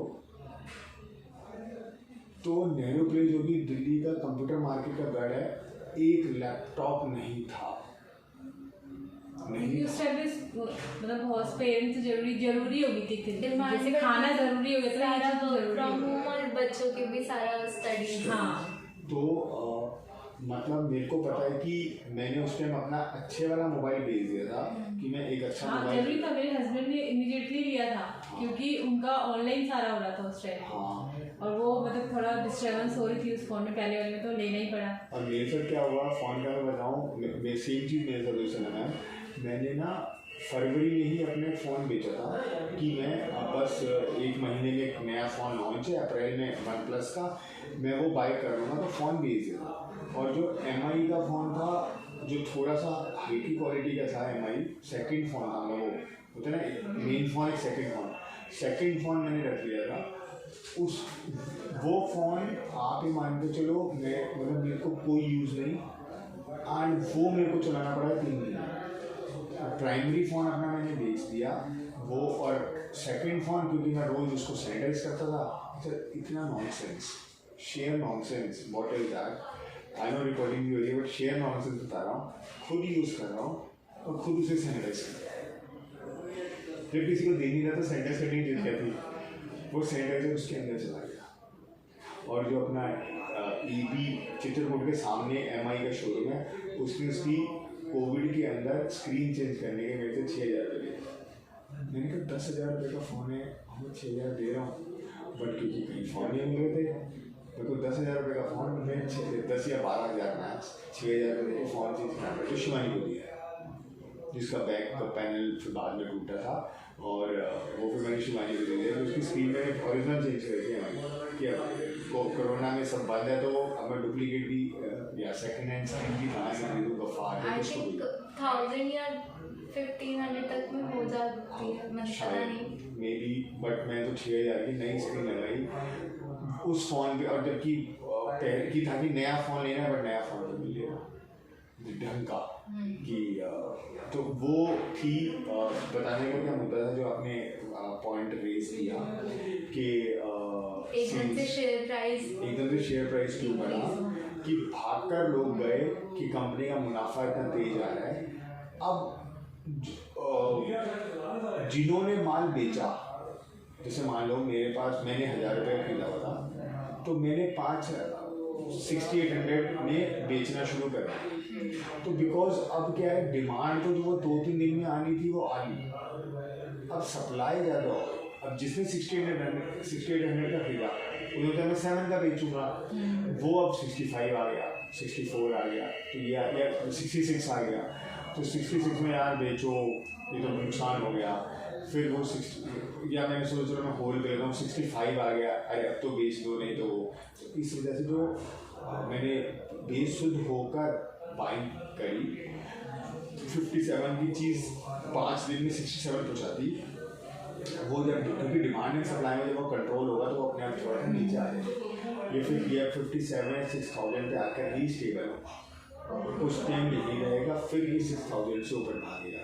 तो अब ये कि हाँ, जब वो 6000 या 5800 पे आ जाए तो that's the best time to buy, क्योंकि अब उसका हायर साइड पे बन गया है 6800 का विजडम। और हम जब डिस्कस करते कि 57 पे सर, जब मैंने बोला था ये मेरे वर्ड से, सर 57 पे अभी मुझे महंगा लग रहा है।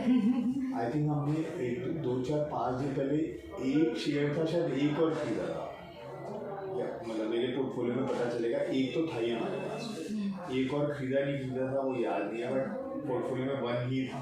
5200 या 5100 का आपने बाय करी।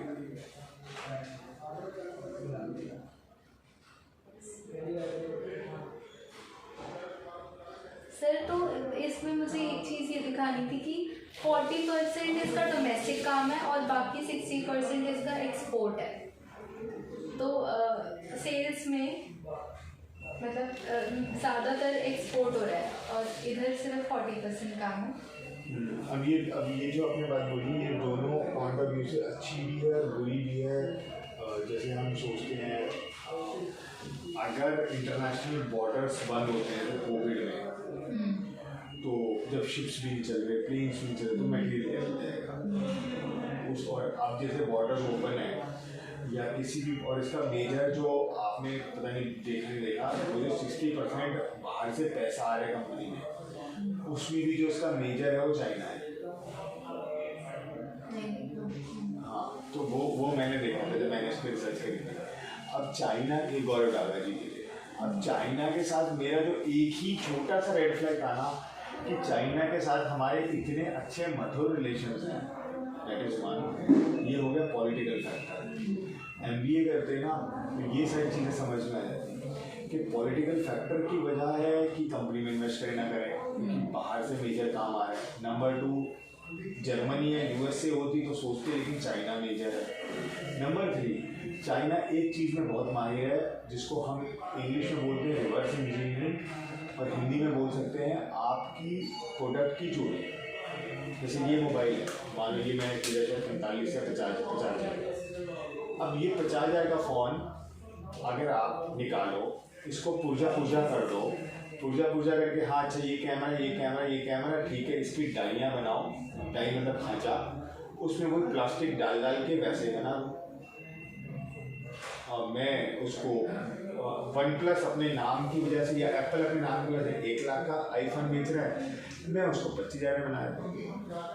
इस मामले में चाइना नंबर 1 है पूरी दुनिया में। इसको हम अपनी लैंग्वेज में बोलते हैं रिवर्स इंजीनियरिंग। तो मैं जब रिसर्च कर रहा था तब मेरे को सबसे बड़ा डर ये था कि ये मेरे केमिकल का रिवर्स इंजीनियरिंग करके हाँ कुछ बना, लेकिन वो क्यों नहीं बना रहा या क्यों नहीं बना पा रहा, ये मेरी सिर्फ मैकेनिकल का आदमी नहीं, वो मेरे को भी समझ नहीं आया था। तो ये जो 60 और 40 है ना, ये जितना अच्छा है दिखने में कि हम बाहर से पैसा ला रहे हैं, तो गवर्नमेंट से हमें बहुत सब्सिडी मिल रही होगी। जैसे यही तो कह रही हूँ, हिमांशु ने बताया कि अगर इतना सा भी जरा सा भी केमिकल में कुछ भी हो जाए, इस वजह से भी हो सकता है, इस वजह से हो सकता है कि भैया कुछ ना कुछ सर कस्टमर्स तो जो बन गए वो मतलब ये समझ लो कि फिक्स कस्टमर्स फाइन ऑर्गेनिक्स। बिल्कुल, मतलब आप कह रहे हो बहुत अच्छी बात है। इसके अंदर आने वाले टाइम में थोड़ा सा और सोचना। अभी ये लास्ट स्लाइड है, बस हाँ ये फाइनेंशियल ही है। मैं क्योंकि रिकॉर्डिंग बहुत लंबी होगी, मैं एक बार इसको स्विच ऑफ करता हूँ। मेरे को एक ना बात बतानी है आपको। मैं ना जॉन्टी से डिस्कस कर रहा था